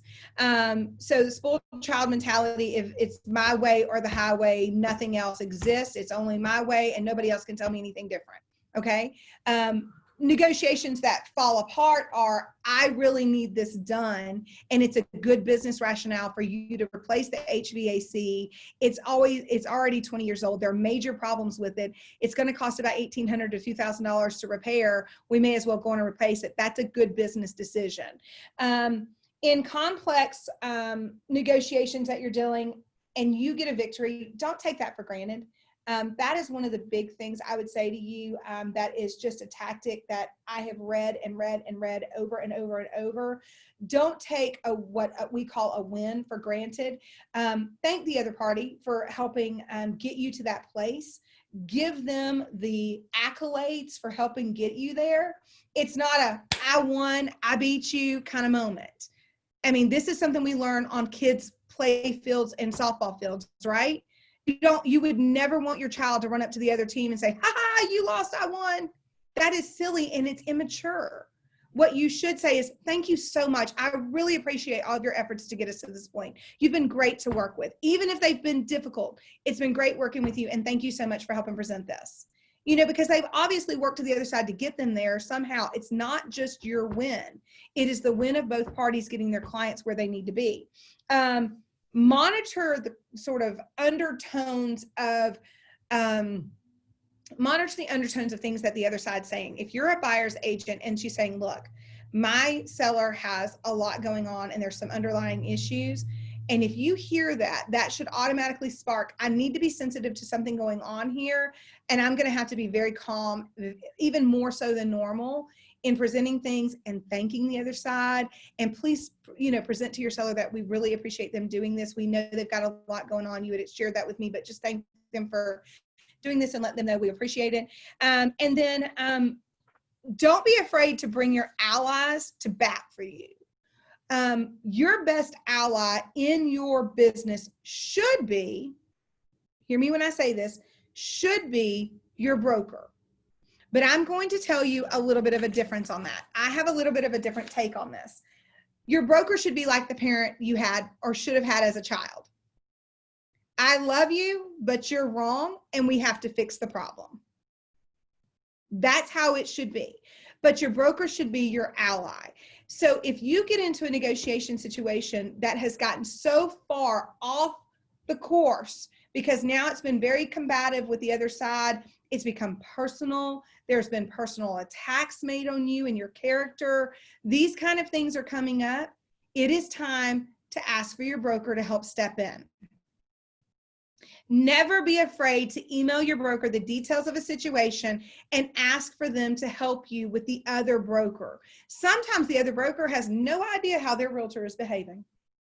None.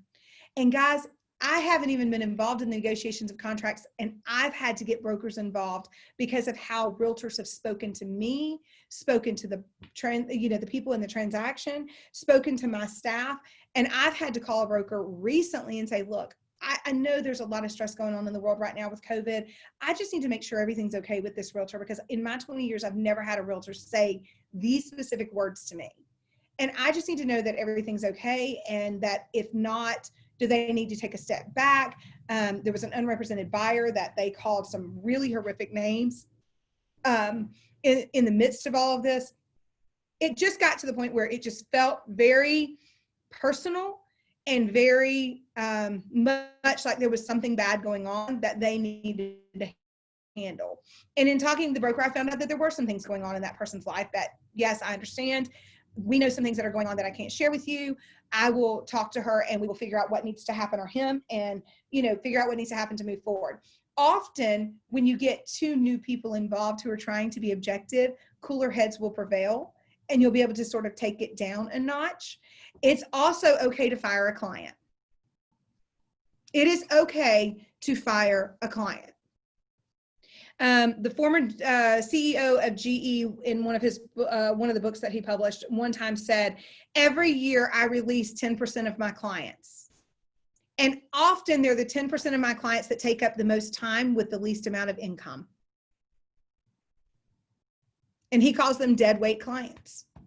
So it's okay to release a client. It's okay to tell your broker, look, I think the brokerage needs to get paid for all the work that's been done, but I can't deal with this. Can we ask another realtor, or can you take over the deal for me? It's okay to do that. Sometimes for your own mental well-being, it's okay to take a step back no matter how much you want to get paid. And sometimes getting your broker involved is a way to still get paid and take some of that mental anxiety off of you. So as, sort of a synopsis of this before we get into some more specific real estate negotiation things, I just want to go over a couple of things that when you start feeling yourself, and this is one thing I do, when I start feeling myself getting really frustrated with a situation, and guys, I'm human. I do get frustrated with some of the situations in my office. I abhor people that lie to me. I do not like it. I do not like when somebody throws me under the bus when I've worked so hard to get a file ready to close and a lender says that, well, it's the attorney's fault, or they haven't given me title. I had a lender one time who kept telling people, oh, we're waiting on title from the attorney. No, you're not. You had it 6 weeks ago. You had it 4 weeks ago. Because my law office, I order title as soon as you give me a file. As soon as you send a contract, whether due diligence is over or not, we order title. We do. We order title immediately. So sometimes I have to take a step back and I have to say, okay, how am I feeling about this? You know, it's almost like as a parent when you go and you count to 10 just to keep from, you know, losing your temper on your child, you know, kind of situations that they tell you go count to 10 and stuff. One of the things I will ask myself is, how do I feel? Am I expressing the right emotion here? Am I frustrated really about this situation? Or am I just frustrated because everything today seems to be falling apart with the closings? I will tell you right now, there are days when I will have 10, 12 closings scheduled and we may close 3 of them because we can't get loan packages. That happens. And then we're scrambling to try to get everybody back on the calendar as quick as we can. But there's only so many hours in a day that you can do it legitimately. And people are frustrated because they really wanted to close on Friday, but the CD didn't go out on Tuesday. And then it comes down to, how can I get them back on Monday? Well, I've already had 5 others cancel for Friday that I already have taken up the times on Monday, and I don't have a time till Tuesday. And people get very frustrated. So it's a lot of juggling and balancing, very much like what you do, right? And so I will take a step back and say, okay, am I really frustrated about this particular closing or this situation, or am I frustrated about the culmination of other things going on? And then, you know, there are times when I have to say, I need you as a staff person or you as the other attorney in the office to make this call. And I have done that. I have had to get Heather, my associate attorney, or one of my staff members to make a call because I've just gotten yelled at and screamed at by somebody on the phone, and I'm not in the right mindset to respond yet. And I need to take a minute to step outside and then come back in and move on. We all have to do that. You have to take a moment to take and gather your thoughts. Reactionary, okay? Do not be a reactionary negotiator. Okay, the best negotiations are the one that you fully plan. Take a step back, go back to it. You know, one of the things that I would also say is, if you're dealing with a particular person who is extremely combative, and I hate to say this to you guys because I'm telling y'all, 15 years ago, I would never teach a class on combative behavior. I never really saw it.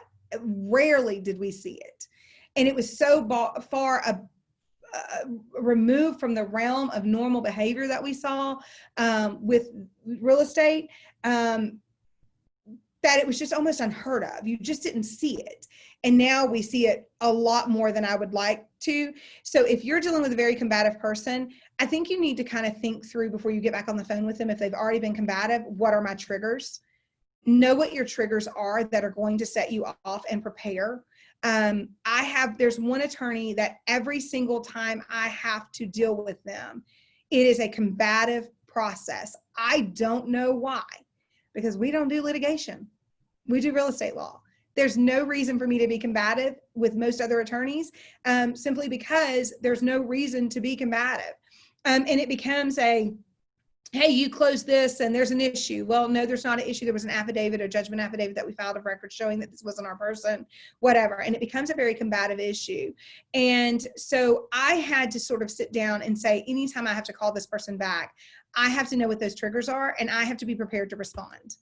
It has gotten to a point where I've said, look, if you say this to a client one more time, it's going to be tantamount to slander. And I need you to stop.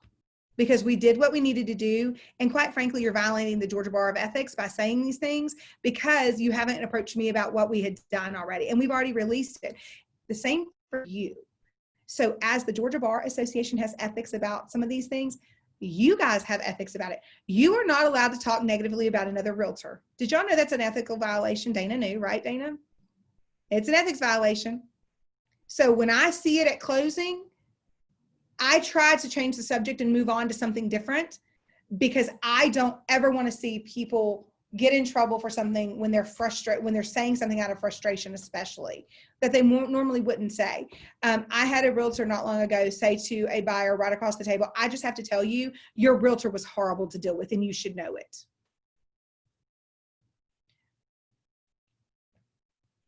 I'm literally sitting at the end of the table wanting to know how quick I can get out the exit door and can I do it without tripping. Like, I want to leave the room when those things happen, because there's nothing good that comes of that. And the buyer was like, well, I don't know what you're talking about, and I'm just trying to sign my papers. One, you should never say that to the other opposing side's client. And two, they might not have even known all of the issues that had arose. They might not know what their realtor did. So there's no reason to become combative. And I will tell you something my mom has always said, when you yell and scream, you lose points for being able to adequately defend your position. And my mom used to always say, instead of getting loud and combative, come back with facts. And those of you that know I am a huge sports fanatic. So I'm a little weird for a girl. I'm going to go on and tell you. I am a true Southern woman that I love football. I love basketball. Basketball is one of my favorites. I love basketball. I love football. I love baseball. If I can be at a sporting event, I'll do that over a concert 10 times on Sunday. I love sports. Okay. COVID has about killed me mentally because I can't watch any new sports. I've resulted to watching UFC because it's the only thing new on TV. I mean, there's nothing else on that's new. And with that being said, I like to do a lot of outdoor stuff. And so I would tell you that I like to watch sports and I like to do all of these things. And one of the things that my daughter got into an argument with somebody at school about was whether or not University of Georgia had a better athletic football team than Tennessee. I'm sorry for you Tennessee fans, but clearly Georgia is the superior football team. I mean, clearly, right? And my daughter got really frustrated about it. And I told her, I said, he kept asking you when the last time Georgia won a national championship. I said, but what you failed to make the mark on was you might have won a national championship when in 1997, 1998, but you haven't been to an SEC championship since then. You haven't even been invited back to any of the other ones, and you barely make a conference bowl. And for goodness sake, Georgia State beat you last year. And I'm saying this to you out of this. I know y'all think it's funny. I see the Tennessee fans are squirming. I'm sorry. I didn't pick the team she was arguing about. This was her argument with one of her friends.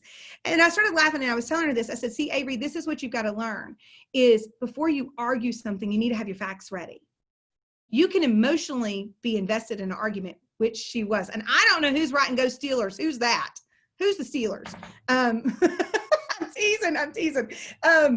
Listen, if it's in NFL, if it's not the Cowboys or the Falcons, you really don't exist to me either. Okay. So I'm a Texas girl at heart. I grew up in Texas till I was 10. So I want to say this to you though. The whole point of me telling you this story, and it's a true story, was that I told my daughter, I said, see, this is the issue with you with the negotiation part of this.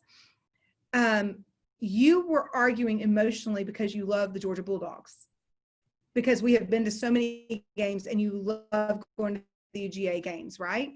But you weren't negotiating, you weren't arguing your point with knowledge.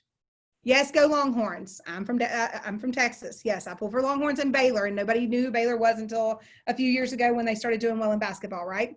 Okay, so I'm only saying all of this to you because that is a perfect example of being sort of dulled down to a child's level of have your facts, be ready to defend your position, and know why you're defending that position.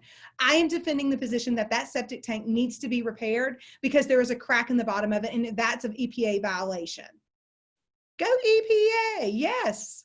Tell them it's an EPA violation. It is. And when people hear EPA, if you're like me, you hear EPA, and you're like, I'm kind of scared of that. I'm going to back off, right? So have your facts ready. And so often you go into a negotiation for repairs and you don't know other than it's on the list. Look at the home inspection. It's older.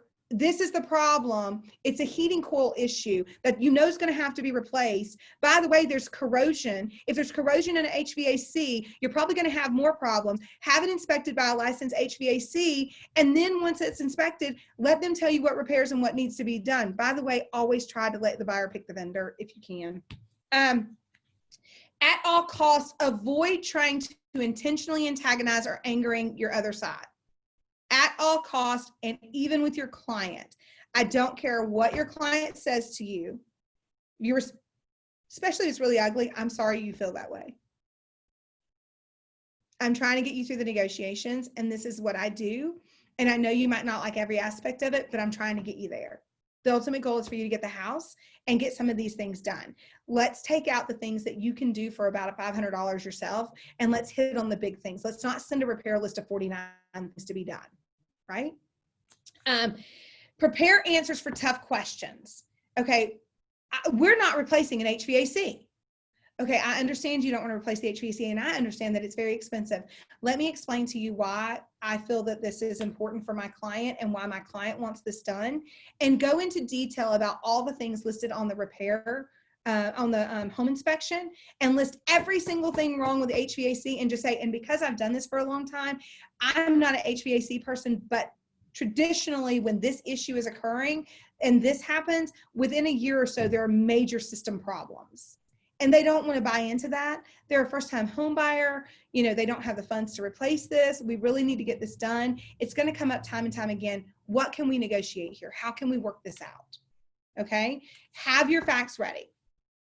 In my mindset, when I go into negotiation, I always go through a list of what are the possible outcomes, the worst, the best, and all the things that can happen in between. And I literally have numbered the best possible outcomes. Sometimes it's good to get your clients to do that. Say, look, I want to talk to you about this list of repairs that we have. I know that you want to ask them for the sun, the moon, and the stars, but I can promise you in my time of doing this, you will never get every single thing you want done.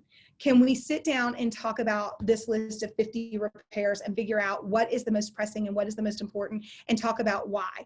Best case scenario, they do everything. Worst case scenario, they do nothing. Now let's talk about a couple of things. Are you willing to give on this if they give this? Okay, but if they don't give that, would you give on this?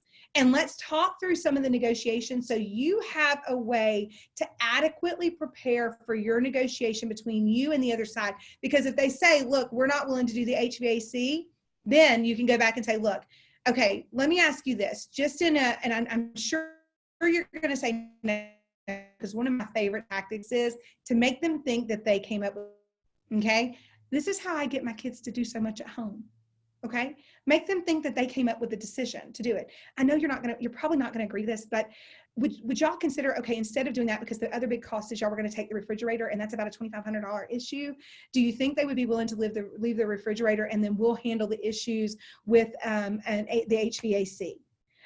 Or if, you know, they really need, you know, if you're not going to do that, would they be willing to do these other 12 things that maybe are smaller things, but value-wise probably cost about the same amount? It just looks like it's not as big of a ticket item because it's not the one big thing. Go through those negotiation tactics, and then once you have the communication, immediately get it to them in writing what you're wanting to do. And then again, try to negotiate everything in writing. With the home inspection stuff, it's hard to do everything in writing. I get, but I do it. So send it over, but still have the verbal communication with the other side. That way they're not looking at it going, you know, and then just say, look, when they said that they weren't going to do that, I took that off, but my buyer wants to see if they would do and concede on these things. And then send that back and see if they'll agree to those things, okay? Have in mind what your game plan is. If they're not giving me the HVAC, I need to know, would they do these other things? And have that list ready so that you're moving forward with the negotiations immediately and have it done, okay? That way you can just move from one to the next and you already know what we're going. Hey, buyer, remember we talked if they weren't going to do this, that we were going to do this. Well, they've already said that they're not going to do these things. So I need to go back to them with these, and I need you to sign off on this. Can you look over and make sure that included everything that we agreed to? Send it back over. That's how you get the negotiation done. Don't be unprepared, please. Because what happens when a very adversarial listing agent comes back to you and says, no, we're not doing any of that, and you don't have a game plan. Okay, what are you going to say to that? You're not prepared. You need to be ready to say, okay, let me ask you this. There are all these different things on the inspection. Can we try to get them to do these? Let me go back to my buyer and see if instead of this, they'll do these. And then can you go ahead and talk to your seller, because we're going to present that second option and just see if I can get them to work this out. I know you're not going to agree to it, but will you just at least present it and see what they say? You know, I'm trying here. Always be the person who makes them think that the view came from their perspective and not yours. And when you do get that win, even though that was what you planned the whole time, thank you so much. I really, really appreciate you getting this done for me. Thank you so much. I can't thank you enough, really, truly. Okay. And then, you know, you can often change a perspective by taking the anger and emotion out of something. You can often change the other side's perspective when you start thanking them like, yeah, this lady's really nice. That's really cool. Like, thanks, you know. And I have had realtors who are really good at that say they were so adversarial with me before the closing, and we fought the whole way through. And because I kept thanking them over and over and over, he brings a gift to the other side, or she brings a gift to the other side. The person that was so combative with you in the beginning, I have seen bring gifts to closing to thank the other realtor for being so good to work with, you know, and you never know what's going to happen. Remember that negotiation does not end with a yes. It requires enough control to, and I think the word that they used was for implementation and ongoing sustainability. So I think it's an interesting dynamic. Yes, I use questions a lot to get what I want. I do. I use questions a lot. And I take this back to things my mom did with me and my dad did with me as a kid. One of the things my dad did with me as a kid was when I really wanted something, he asked me a ton of questions. And he would say, well, why do you want that? Well, what are you going to do when you have that? But if you get that, what are you not going to be able to get if you get that item? And there were always a lot of questions. And I think that's sort of how the mentality, how I think through things now works. And if you refuse to do this, here's going to be the consequence of it. And is it worth it? These are the kind of things that, you know, just as a parent, it goes along with life. These are life lessons that you learn. I think negotiation is just hard because it's so combative. And I think a systematic indicator of what we are seeing is how volatile everyone is in the world of politics. Both sides, I don't care. We're not pointing fingers. I'm not talking politics. I'm only talking generalizations here. You can't turn on the TV without hearing the words stupid, ignorant, out of touch, all of these really nasty words being used by anyone, right? And I think that's a societal change for us, that we think it's okay to be rude to people. I am 45 years old, and I think that if I did not hold a door open for the person coming in behind me at a store, my mom would still smack my hand. I'm serious. It's just a common courtesy issue. So we can take these negotiations down a notch and bring them back to a sustainable discussion. And I think that's where you need to talk about is sustainability of conversations. If I go to that level of anger that she's at or he's at right now, I'm not going to be able to sustain this contract negotiation all the way through, and it's going to get horrific. Let me take a moment to regather, and let me send an email, and do it in writing. At the end of the email, even after a combative discussion with the other side and they've been really hateful to you, thank you for, you know, I just want to thank you for taking the time to review this with your client. I really appreciate anything you can do to help us move this along. End of discussion. Stay on the high level. Take the high road. How many times have y'all heard that growing up?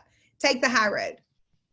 There are moments when you need to get off the high road, but they're few and far between, right? Okay. Always make them think that saying yes was their idea. Negotiating from a win-win perspective. We've heard this all the way through. I'm a big advocate of always using what the market indicators are versus what an emotional starting point for price is. You need to go in, and you do this when you're taking listings with all the numbers, and you will lose some because you do the right thing. I would also take this statistical data in to show, look, if we list above it, this is what you're risking, because we know that if you list it right, you tend to get what is, I believe the last time I looked was 97% of your asking price on average. When you list too high and have to reduce it, it drops down to below a 90% of the initial, what the initial list price should have been. Learn the fundamentals of persuasion. People tend to feel obligated to give you something when they've gotten something. People tend to feel obligated to give you something when they've gotten something. When you're talking with, you know, when you're talking with an air of authority, and this is so true in my office, for the most part, there's not one of my paralegals who can't answer the same questions I can answer in this office. And people will still say to them, I need to talk to the attorney. And I was teasing one of my staff members the other day, and she laughs. We've been together for many, many years. And most of the people in my office I've been with for many, many years. We have a great working relationship. And I was on the phone and I picked it up and I went into her office on my cell phone and I said, yes. And I literally used the verbatim words she had told me she had used with someone who was being quite combative with her. And the commentary became, thank you so much. I really appreciate you taking the time, Ms. Davis, to call us back and go over this with us. Thank you so much. And I had him on speakerphone and she's sitting there going, you know, she had told them the exact same words, but because there's an appearance of authority coming from me, that's when it just sort of sunk in. And if you give the air of authority and that you're the expert in your field, and this is why you want to use me, because I know what the heck I'm doing. I'm here and this is business. This is my full-time thing. This is, you know, even if it's not your full-time thing, I've done this. I know what I'm doing, etc. Guys, I know what I'm doing. Trust me to do the right thing for you. And by the way, let's keep it business. Let's not make it emotional. I want you to be financially sound as much as I want you to get the house of your dreams. And sometimes the house of your dreams may have to wait so that you can stay financially sound. And some of the questions have to be hard-hitting questions. Okay, that's fine. Is this the price point you really want to be in because you're qualified for it? But you need to understand that if you buy a house in this price point, are you willing to forego any vacations for it a little bit? Based on what you're telling me, are you willing to forego those things? And sometimes that needs to happen because you're trying to lead them in the right financial decision. You know, look, you've got to plan that you're going to have to replace that HVAC that they're refusing to replace in the next 2 years. It's going to be about $5,000 to $6,000. You're going to have to save that money and put it aside. Are you going to be able to do that? Is this a good financial decision for you? I don't know, is it? And we always worry about tomorrow, right? Most of us aren't planners as a whole. People tend to gravitate towards people who are consistent. If you are consistently happy, people tend to can gravitate to you. If you are consistently a jerk in negotiations, people tend to try to stay away from you. I have a client who will not show a property that somebody else has listed. And she has a co-op agent that every time her clients want to see that property that that agent has listed, she brings that co-op agent in to deal with her. Because every single transaction she's had with that person has been extraordinarily combative. She won't deal with it. So she still shows them the property, but she brings a co-op agent in to assist because she says it does no good for me to present anything because it gets so combative. Find things in common with the other side to bring them to a point. When I'm dealing with somebody that's really, really combative, sometimes I'll look them up on social media and see who they know that I know. And I'll say, oh, wait a minute, are you friends with so-and-so? And it automatically brings them down that now I'm not just a voice on the other side of the phone. Now I know somebody that they know, and they don't want to get the reputation with that person of being a jerk. And it's so, so, so true. It's so true to find a commonality because they don't want to be perceived as a jerk to somebody that they may know. And it's such an easy thing to do with social media these days, right? If you see on their Facebook that they go to XYZ church and that's where your best friend goes, hey, do you know so-and-so? They may, oh yeah, I know that person. And then all of a sudden you've taken it, what? Down. And you've de-escalated a potentially negative problem because you've done the right thing all the way around. Which brings me to the next point. Always do the right thing. Always do the right thing. Do the right thing. It's what we tell our kids. Doing the right thing is really, really, really hard sometimes. It's really hard. One of my daughters, this was last year in school, had a really close friend of hers who's really funny, and she's at our home a lot, and she's hilarious and silly and all those wonderful things that you want kids to be. But she has a natural comedy about her. And she was doing something in class, and my daughter was laughing, and they got in trouble. And I have 2 girls, by the way. And my youngest said to me, she was like, but she's mad at me now. And I said, why? And she said, because the teacher asked me what happened and I told the truth. And I said, that's really hard sometimes, isn't it? Because you didn't want to get your friend in trouble, did you? But it was the right thing to do because she told the truth, right? But it's still really hard to do. And so you have to learn these life lessons. And yes, we all get frustrated at times. And there are moments when I make mistakes and get frustrated. And then I have to turn around and say, look, I know everybody's frustrated. How do we get this done? How do we get this figured out? How do we get you guys to where you can close? I have had to separate clients from other rooms because they start yelling at each other and there's problems. How do I get you guys to where we can get you closed and you still get this home? And I've had buyers say, I no longer want it. They've taken the joy out of buying this home. And I just don't feel good about the purchase anymore because they've made it so difficult. And now because we found out these things, I'm worried that those things are, I may find something else that they've lied about or not told me the truth about or fully disclosed or whatever the case may be. Sometimes it's the art of getting them into separate rooms, de-escalating the situation, and bringing the realtors out into the common area with the sellers in one room and the buyers in the other, and talking to the realtors and saying, look, from my conversations with you guys, each one still wants to do this and we need to get them to the right place. Where that should not be happening is at my closing table. It should not ever happen at the closing table. It's too close quarters, and in this day and age, you never know how bad something can escalate. So it's just not a good environment to do it in. If you have somebody that goes to do a home walkthrough and there are issues, like them leaving their trash in the house, don't be the realtor who says, well, I don't know what you want me to do about it. The right thing to do would be to call your seller and say, you've left a bunch of mess in the house, and the seller disclosure says that they're going to be able to remove it and they're going to be able to charge you for it, and they can sue you for it. They can now pursue you if you remove it within 30 days for getting it removed. We need you to go back over there and get this done.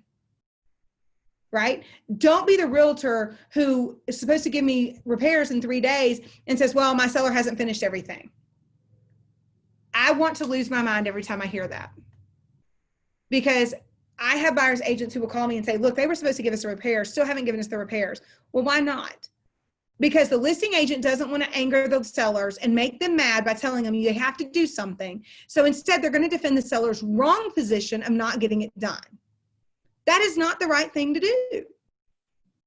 How many of you have had that happen recently? In the last 2 years, have y'all had this happen?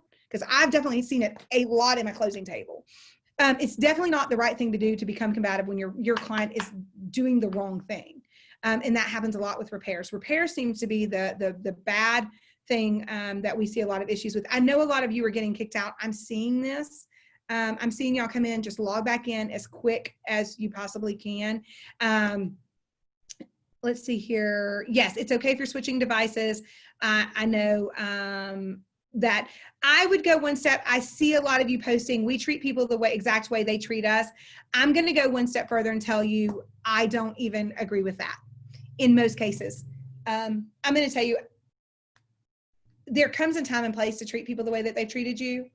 But there's also much to be said for treating people better than they've treated you in an effort to elevate their level of expertise and to elevate their level of professionalism. So I'm going to tell you, don't treat people the way that they treat you. Treat people the way that you want to be treated, because that's the golden rule, right? But in an effort to elevate professionalism, right? Does that make sense to everybody? Elevate the level of professionalism, because some people just can't do it. I'm going to tell you, I have a girlfriend that every time she gets mad at somebody and she calls me, there is no voice of reason, right? It just gets really mad. We all know somebody like this, right? You know somebody, whether it's man, woman, whatever. Is that right? Everybody knows somebody that you can never, when they're upset, bring them back down to a level of rational thought for a day or two. We all know somebody like this. And so this is what I've gotten to tell her, is when she said, well, I'm going to do X, Y, Z. And I say to her, and I've said this to her several times lately, as your friend, I'm going to tell you, you're jumping that cliff by yourself. Because I'm not following you down that cliff. I think you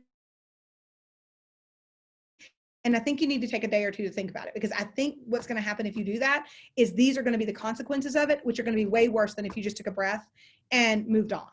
Because sometimes you just can't change other people's perspective, right? So I'm seeing some of your commentary. Listen, you guys are hard hitting. It's hard when the seller's agent is a husband or wife of the seller and they don't want to admit to not having repairs done. Absolutely. I have seen that one where you're representing a family member, or somebody's representing a family member, and they don't want to acknowledge that the repairs weren't done, even though they know they weren't done. Had that happen recently in a closing. It was not fun. It's very awkward. because I don't have a disinterested party to assist in bringing it back to a business or fair fight, so to speak. It's fair if the seller agreed to pay outside to the table for cleaning service. No, outside, you're not supposed to do anything outside of the contract. Just remember RESPA law prohibits giving services or items or for monetary value outside of a negotiated contract. Would you recommend the buyer and seller agree on a cost of repairs and adjust price, or have repairs made pre-closing? Okay. You can negotiate it however you want, but it has to be at the behest of your client. So if your client's like, look, I'm willing to reduce the sales price because I have cash flow and I can do these repairs myself, but I don't want to pay for them. And if they need to net, if they don't want to pay for the repairs, then we need to reduce the sales price by $3,000. I'm fine doing that. As long as you do not write that the the sales price has been reduced in lieu of repairs, because your lenders are going to have a fit.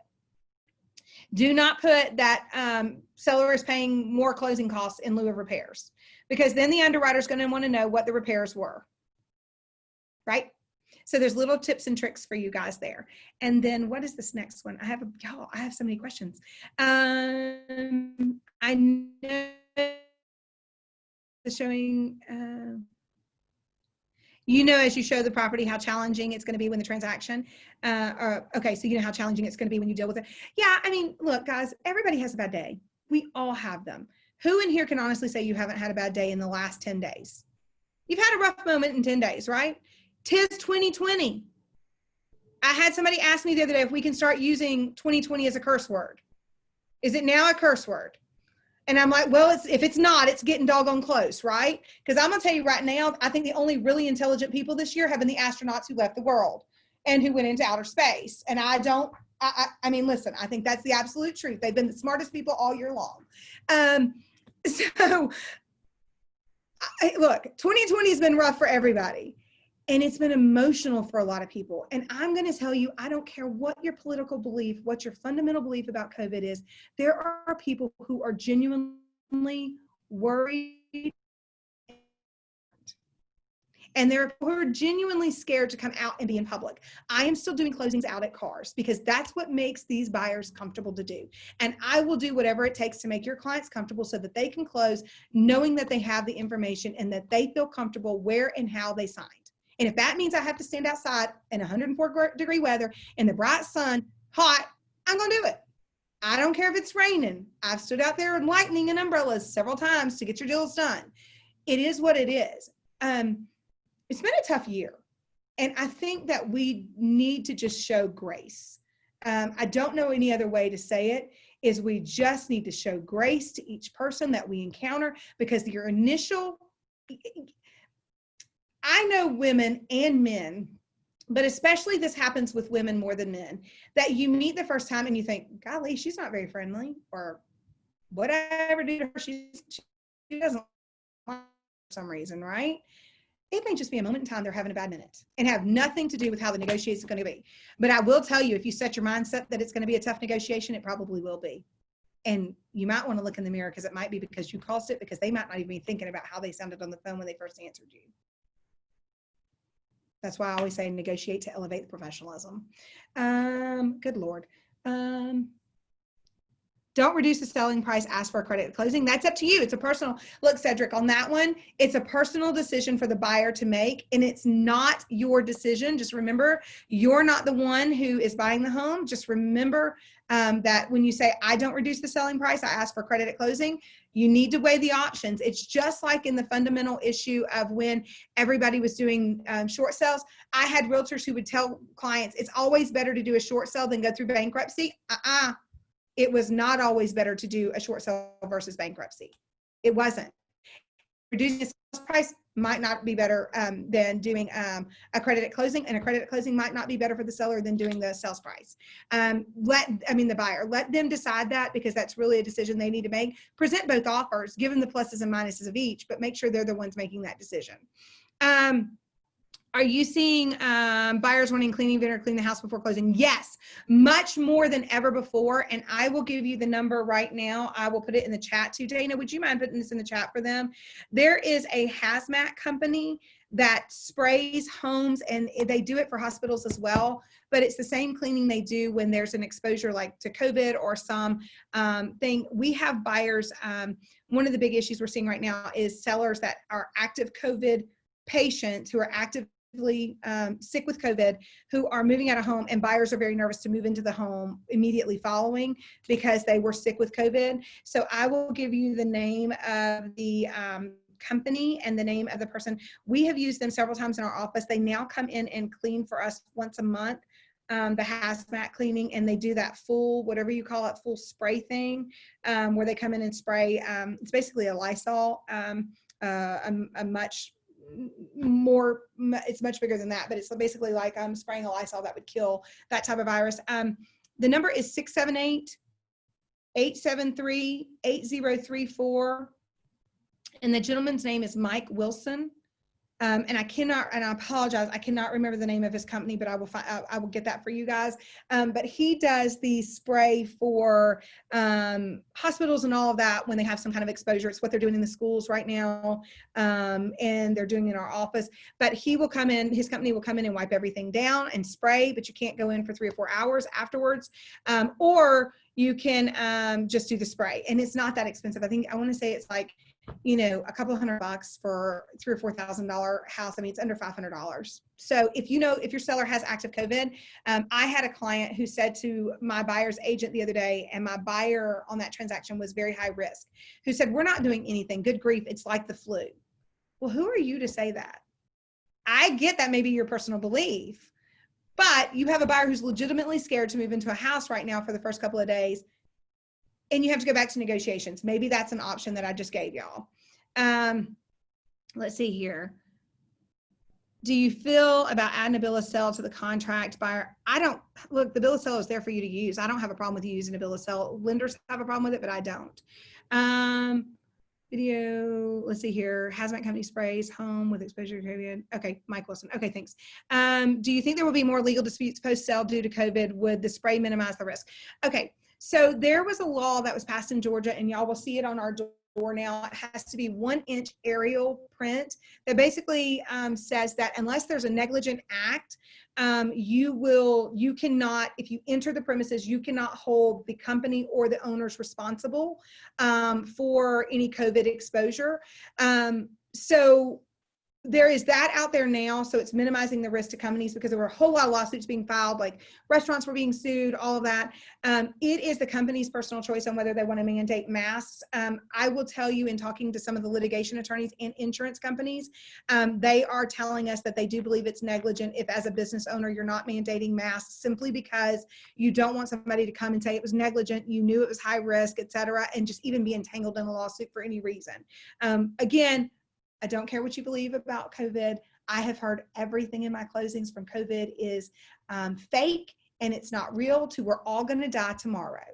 Okay. And everything in between is what I've heard. It's your personal choice to believe what you want to believe. I'm not telling you one way or the other. I wouldn't change your mind if I wanted to. I'm just telling you that, yes, I do think this COVID thing is becoming more and more of an issue as more and more people become exposed to it. So that might be an option. That's the only reason I'm giving it to you, is so that you have the name and number of somebody that could help try to alleviate some of the concerns if you get down to closing and they don't want to move into a house that has active COVID present. Make sure that you go ahead and, you know, maybe go ahead and put it in a special step that in the event seller becomes, is diagnosed with COVID at any time during the process, the closing can automatically be delayed until they receive a negative test result. I don't know, whatever makes your buyer comfortable. But again, it's not your decision. Whose decision is it? The buyer's. You're negotiating on behalf of your client. You're there to give advice, but you're not there to make the decision. Okay. I see a lot more questions coming through. If you have questions, just put them on the chat. I promise I'm trying to get all of them. I missed a few of them. I was trying to read them, but it moved up. Are there any that you see that I missed? I feel like I missed quite a few because it moved up so fast.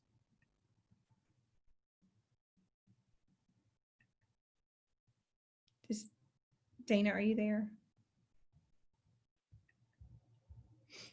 I'm here, I'm looking. I Okay. think, oh, the one, it's been asked twice. What if someone tries to use their client's career, like being a teacher, to make you empathize with their situation in hopes you'll make a greater concession? Have them be a broker or a closing attorney. Never before has anybody felt more bad for a teacher than right now, right? Or empathize with teachers and all they do now more than ever. Look, I'm going to tell you this. I don't know how you being a teacher or anything else is going to help a seller. And this is why I say take the emotion out of it, because that's an emotional discussion. I'm a teacher, so I need extra help. Okay, I get it. And there's a lot of programs out there that help people who need extra help. But that tends to be an emotional, as much as I love teachers, guys, please don't jump on me for this. That tends to be an emotional discussion, not a rational business discussion. If you are in the Homes for Heroes program, that's a business decision that you make to give up some of your commission to donate back to Homes for Heroes to help people who have served in the military, police, etc., who need assistance in buying homes, right? That's a business decision you've made for the type of business you want to do. That's great. I commend you for it. I will tell you right now, teachers, I hear this more than any other occupation. We need a 5 o'clock closing because I'm a teacher. I hear it more than anything. That's great. I appreciate that you're a teacher. But if I have to have a parent conference with you, I have to come first. And unfortunately, getting funding after hours is the problem. It's not a matter of the attorneys don't want to stay and do the closings. It's a matter of we close at 5, we're not going to get a funding issue for 6. It's going to be very unlikely that we're going to be able to get it. Trust me when I tell you it's very difficult for us to get any phone calls from the funders after about 4:45. It's very hard, especially with people working from home. It's very difficult to get them on the phone right now. I'm just being honest. And so I don't know how relevant that is to the discussion unless you're literally looking to seek assistance through a program. And while we're talking about assistance for programs, don't forget that if you have a down payment assistance program of any kind, you need to have special stip that in your contracts to make sure that the contract says my buyer is seeking down payment assistance from XYZ. In the event they're unable to get down payment assistance from said program, they may terminate the contract with full refund of earnest money. You need to make this in your contract. Your loan addendums to your contract don't have any conversation in there about down payment. And a right to terminate is not based on a lack of ability to provide funds. Pre-sign, I've had both sides do this. Closing is waiting for confirmation only. I don't know what you're saying there, Gary. You're gonna have to elaborate. I'm not sure what you're talking about pre-sign. Add to change devices. Okay, no worries. And there's a question about making an offer in person. You can negotiate in person. You just have to put it in writing still. Is that what you're asking, Dana? It is from Gary Weslenko. Okay, I don't see it. I'm sorry. Gary, the problem with signing, and we get this all the time, can they sign in advance? The problem with pre-signing is one, getting the closing package to be able to quote unquote pre-sign, and most lenders view the Fannie Mae rule that they actually have to sign the day that the documents are dated. So if they're dated 2 days before, you're ultimately closing an escrow, and most lenders will not allow you to hold a loan in escrow for 48 hours. We normally only have it until the next business day. And it has to be done by a certain time because they have to get it into the investment lender's hands, or the investor that's going to be buying that pool of loans from them into the investor's hands. So it's not always an option. There's a lot of moving pieces. I say all the time, those little gear shift things, that's kind of how it is with trying to get the closings done with escrows and all that. If one gear shift pops out, then the whole process doesn't work. Closing an escrow in advance. If my funding date is, say, August 15th, and I let them sign on the 13th, the documents all have to be dated the 13th, and then they're most likely not going to be able to fund within 2 days, or for 2 days.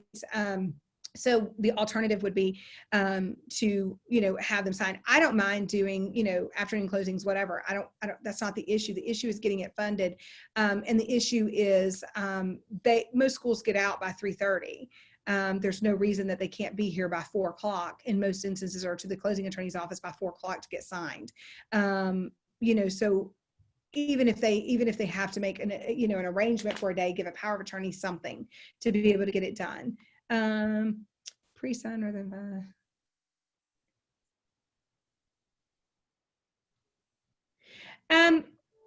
present your buyer's offer to seller in front of listing agent. Okay, so no, I'm not in agreement with some of that.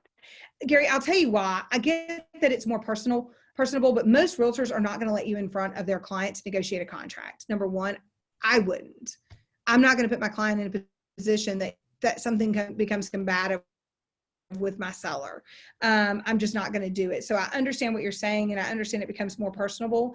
I will tell you some of the more personable tactics that I am seeing. I'm hearing a lot of conversations about the letters the buyers are writing to the sellers about wanting a home and wanting their contract accepted. I used to not believe in this at all and thought that it was very hokey. And all of a sudden, it's really like we're hearing that the sellers are really liking reading the letters and being able to choose. I will tell you the risk there is it's now an emotional contract. That is the risk there, that it's made emotional because they really, really, really like that person. But it does possibly work for getting them to get the home. And I see a lot of letters being written, and I see a lot of discussion for people saying that their seller took the contract. I hear them in here. I've had a lot of sellers in the last year tell the buyers, we accepted your contract because of the letter you wrote. We're very excited to have your family there. So I will tell you, I'm finding that it's actually working. I will say this, anytime you can humanize a negotiation, that works. The only reason I would say don't do it and don't ask to present the offer with the listing agent and the seller present is because it takes away, there's a part of unfairness that goes along with that, in my opinion. It does take away some of the listing agent's ability to really guide and counsel their sellers in a good avenue. And again, we want this to be a win-win, but also it could become combative and backfire. And I always want to avoid that. Have you seen scammers stealing? Yes, I've seen scammers stealing titles to another person's home in Georgia. It's been a long-term scam that is not new. Because it's public record, they just take the deed off public record. It looks like it's a deed from the other person. They take a loan out on the property, believe it or not, and then they let the loan foreclose, and then the buyers are finding out about it. This is why it's important to have title insurance that is legal or enhanced, because a lot of post policy issuance things can be covered. Not always, but sometimes. So I just am a big advocate of, keeping up with it and making sure that if you get weird letters that you're not sure about, ask. One thing I will tell you is that there are times when things are online that a home is in foreclosure, like Realtor.com will say that a home's in foreclosure when it's not. I can't change those. Even if we did the closing, that's something Realtor.com has wrong. Is there any good ways to lowball a seller? Listen, we all want the $300,000 home for $150,000, don't we? We all want that. Let me say that is not the environment we are in my area right now. I don't know why everybody thinks that the lowballing offers right now. There are ways that you can possibly do it, but it doesn't work for most homes right now because the days of homes on the market is very now, and they're still flying off the market, if you will. Might be able to do it a little more readily when something's been on there for a long time. Yes, I can teach a class on title insurance. Dana and I just taught one, Dana, 2 months ago, I guess it was. And we had 400 people in it. So yes, we can teach title insurance and all of that. I just put in the chat Amy's special stipulation for the down payment assistance funds. Okay, great. I see it in chat. Yeah, thank you. Yes, what I was saying about title insurance is that there are some policies that protect against post-policy issuance fraud, which could be covered for one of these kind of claims where someone steals a copy of a deed offline and forges it and changes the name of the owner and then takes out a new one. And typically the owner is fraudulent, by the way. It's typically some straw buyer or straw person from another state.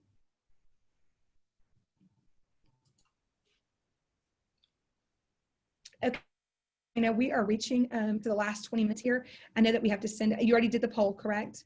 Yes. Is there anything else we need to do? Had a listing agent who didn't get back timely on most things, and I had to follow up first with phone, text, and finally email. What advice do you give in this case? Okay, Cheryl, I see this a lot where we have agents who don't respond. I'm going to tell you, I do this quite a bit, and I recommend this, and Dana knows I recommend this. My first recommendation is try to reach out to them for a reasonable time period. If you're up against a deadline, that's tomorrow, and they don't respond to you by noon or 1, I would say it's time to reach out to their broker. If you're not up against a dire timeline, you have a couple of days, maybe give it a day or so, because I know y'all are working so fast. Sometimes you just need to give a person a minute to breathe. They may have something going on. What I would recommend that you do, though, is more bees with honey. Always remember that. And then you send them an email and say, for example, I'm going to use Clarissa because I'm negotiating with Clarissa, and let's say she hasn't responded to me. I'm going to say right now that will never happen with Clarissa. She's on it. I send an email within 30 seconds. I usually get something back, it seems like. But if I sent something to Clarissa and she doesn't respond, what I'm going to do is I'm going to email Clarissa, and I'm going to copy her broker on it after a reasonable amount of time. And I'm going to say, Clarissa, I'm just checking in with you. You've been so responsive throughout this whole process. I'm a little concerned something's going on. I want to make sure that you're okay. I want to make sure that you're not sick. I've copied your broker here in just to make sure something hasn't happened that I'm not aware of. Can you please get back to me in a timely manner? And then when they call and they're going to be upset because you've copied their broker, I am so sorry. I genuinely was concerned because you are so responsive normally. And I just was very concerned. And I just want to make sure you're okay, because now you've gotten your response. Now you've got their attention to get the response. Okay. It's just a way to get their response back. Make sure everything's okay. We have had them recently during this COVID process. We had one who did not respond different days, and into the third day she got very concerned. I said, let's send an email to the broker, because we'd even tried to call, trying to get seller information sheet back so that we could contact the seller to get the payoff. She copied the broker, copied me, copied her broker on it. Broker immediately responded and said, I'm so sorry, this is my fault, this one slipped through. I thought I had all of his files. He has been diagnosed with COVID and is in the hospital, and I'm handling his files. I will get on this immediately. So sometimes there is a legitimate reason for somebody to not respond. Now, the first contact I got from the buyer's agent was, I am so sick of this realtor. I've been trying to get a hold of him for 3 days, blah, blah, blah, blah, blah, without knowing what the circumstances are. And I understand the frustration, but try not to take it to that level and send a nasty email that you're not responding until you copy the broker, and then see if you can get a response there. Okay. Try to do it in just I apologize for copying your broker. I'm so sorry. I genuinely was concerned because you've been really responsive this whole thing. Compliment them, but at the same time say, thank God I got them to respond finally.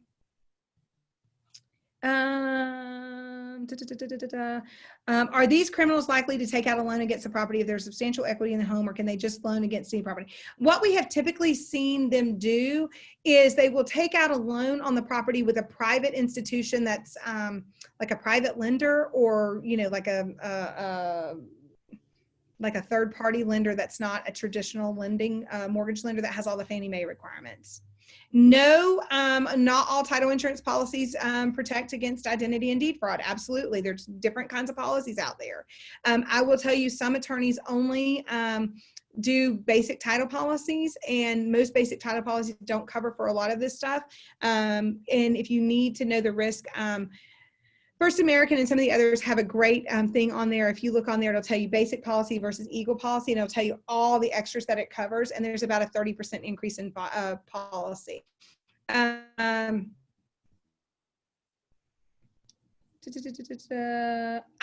agree with you, Gary. I only do the broker and state that they wanted a copy sent to both as a last resort. I wouldn't do that initially. I only do that as a last resort when we can't get responses. I know you guys are tired of hearing me talk for 3 hours. Thank you for your patience. I can tell some of you are falling asleep, or you've either fallen asleep. So I know that it's long. I know that it's a lot of information. I hope that you found at least 1 or 2 things in the class that help you move forward with your negotiations, of something that you can actually use to help you continue with your business. I hope there's something in there that is helpful to you, and I hope that in all of this, that it helps you elevate the professionalism of the conduct, even if the conduct is not coming from you, the conduct is coming from the other side, but gives you an opportunity to elevate the professionalism of the industry. That is the goal. Dana and I are both advocates that no matter who we are working with and working for, our goal is always to give the information to anyone in the industry because it elevates all of us and makes all of us better. So that's just where I take the stand on it, that I want all of us to have a great relationship and a great camaraderie. If you have any other questions for me, just let me know. I'll give you my cell phone number and I'll give you my office number. Let me give you my office number first. It is 770-426-5440. My cell phone number, I see one of you holding your phone up and it says Amy on it. I'm laughing. Is 678-491-6840. My email is ADavis@DavisLawGA. So DavisLawGA.com. And I do want to point out one thing when I talk about my office. I can't tell you everything everyone else does in their law firms. Okay. I get a lot of questions about that. What do other law firms do? I have no idea what most of them do. I don't know. I can't speak to their processes and procedures. Harvard Business Law Review has a great article about negotiation. The Art of Negotiation is a fabulous one. There is a great one out there on, there's one that's called Negotiations Gone Bad, and it has some phenomenal commentary from Amazon's headquarters and some disasters that they've had with negotiations. There's a great one on there, 17 Strategies to Negotiating Real Estate Transactions. There's another one out there, and this one is a really good one too, on just 5 pillars of negotiation. That's another great one. I want to say that Chris Westfall was the writer on that one. But there's just some great commentary out there. Got so many things on negotiating. The best thing you can do though is practice. Okay. My address is in West Cobb. We are on Dallas Highway, 3475 Dallas Highway. We call it Attorney Row now because there's so many of us in here, but yes, it is in there. We're right here on Dallas Highway. It happened more than 10 years ago. Buyer found out that the realtor's name was on her deed instead of her name on it. Closing lawyer didn't seem to be surprised to hear that. She came from a foreign country and let her kids still America. How can it happen? I can't speak to that, Mr. Kim. I don't know the specifics of it. I don't know if it was a mistake or if it was something they agreed to, or if the realtor possibly gave them the money to buy it and put her name on there until she was paid back. I don't know. Seller signed quitclaim deed to former partner for a business deal. The quitclaim deed was signed back to the seller by a former business partner. This will not delay closing to title issue. If it's back in the proper name, it should not, as long as it was done more than 60 days in advance, depending on the type of loan they were doing. Some lenders require that it be done for a certain period of time before the closing actually happens. Guys, thank you all so much. I know this is really, really hard to sit through, and I know it's different, but I certainly wish you all the best of luck in your endeavors this year with real estate. I hope that 2020 is so much better than what the stress of 2021 is so much better than what the stress of 2020 has been for everyone. I will tell you, no matter who you work for as a law firm or work with as a law firm, if you have special circumstances, please, okay, no political signs. I saw those. 3 of you just raised political signs. That's hilarious. I don't know who you all work with as attorneys, whatever, but if you have special circumstances, please talk to your attorneys before getting to closing. If they need to close outside or whatever, we have to make time to do that. It's hard to sign a buyer in here and a seller out there and all that. I want to schedule property so that it doesn't seem like it's like a little bit chaotic, if you will. And sometimes real estate just is what it is, and sometimes it's just a little chaotic. So kudos to you guys for taking the class. I appreciate it very much. Have a great afternoon. Dana, anything else? There is a question about special stipulations. Amy is teaching a special stipulation class. I don't remember now if it's October or November. October. I think it's October. Amy is teaching a pitfalls of writing special stipulations. So that's going to be a great class, and it is going to be the 3rd Wednesday in October. Fantastic. And we'll get the registration posted soon. I also have put in the chat, it's going very quickly now, but the information where you can watch this video again when I get it reposted, which will be a few days. Okay. Thank you, everybody. Thank you, Amy. Have a wonderful day, everyone. Thank y'all. Thank you.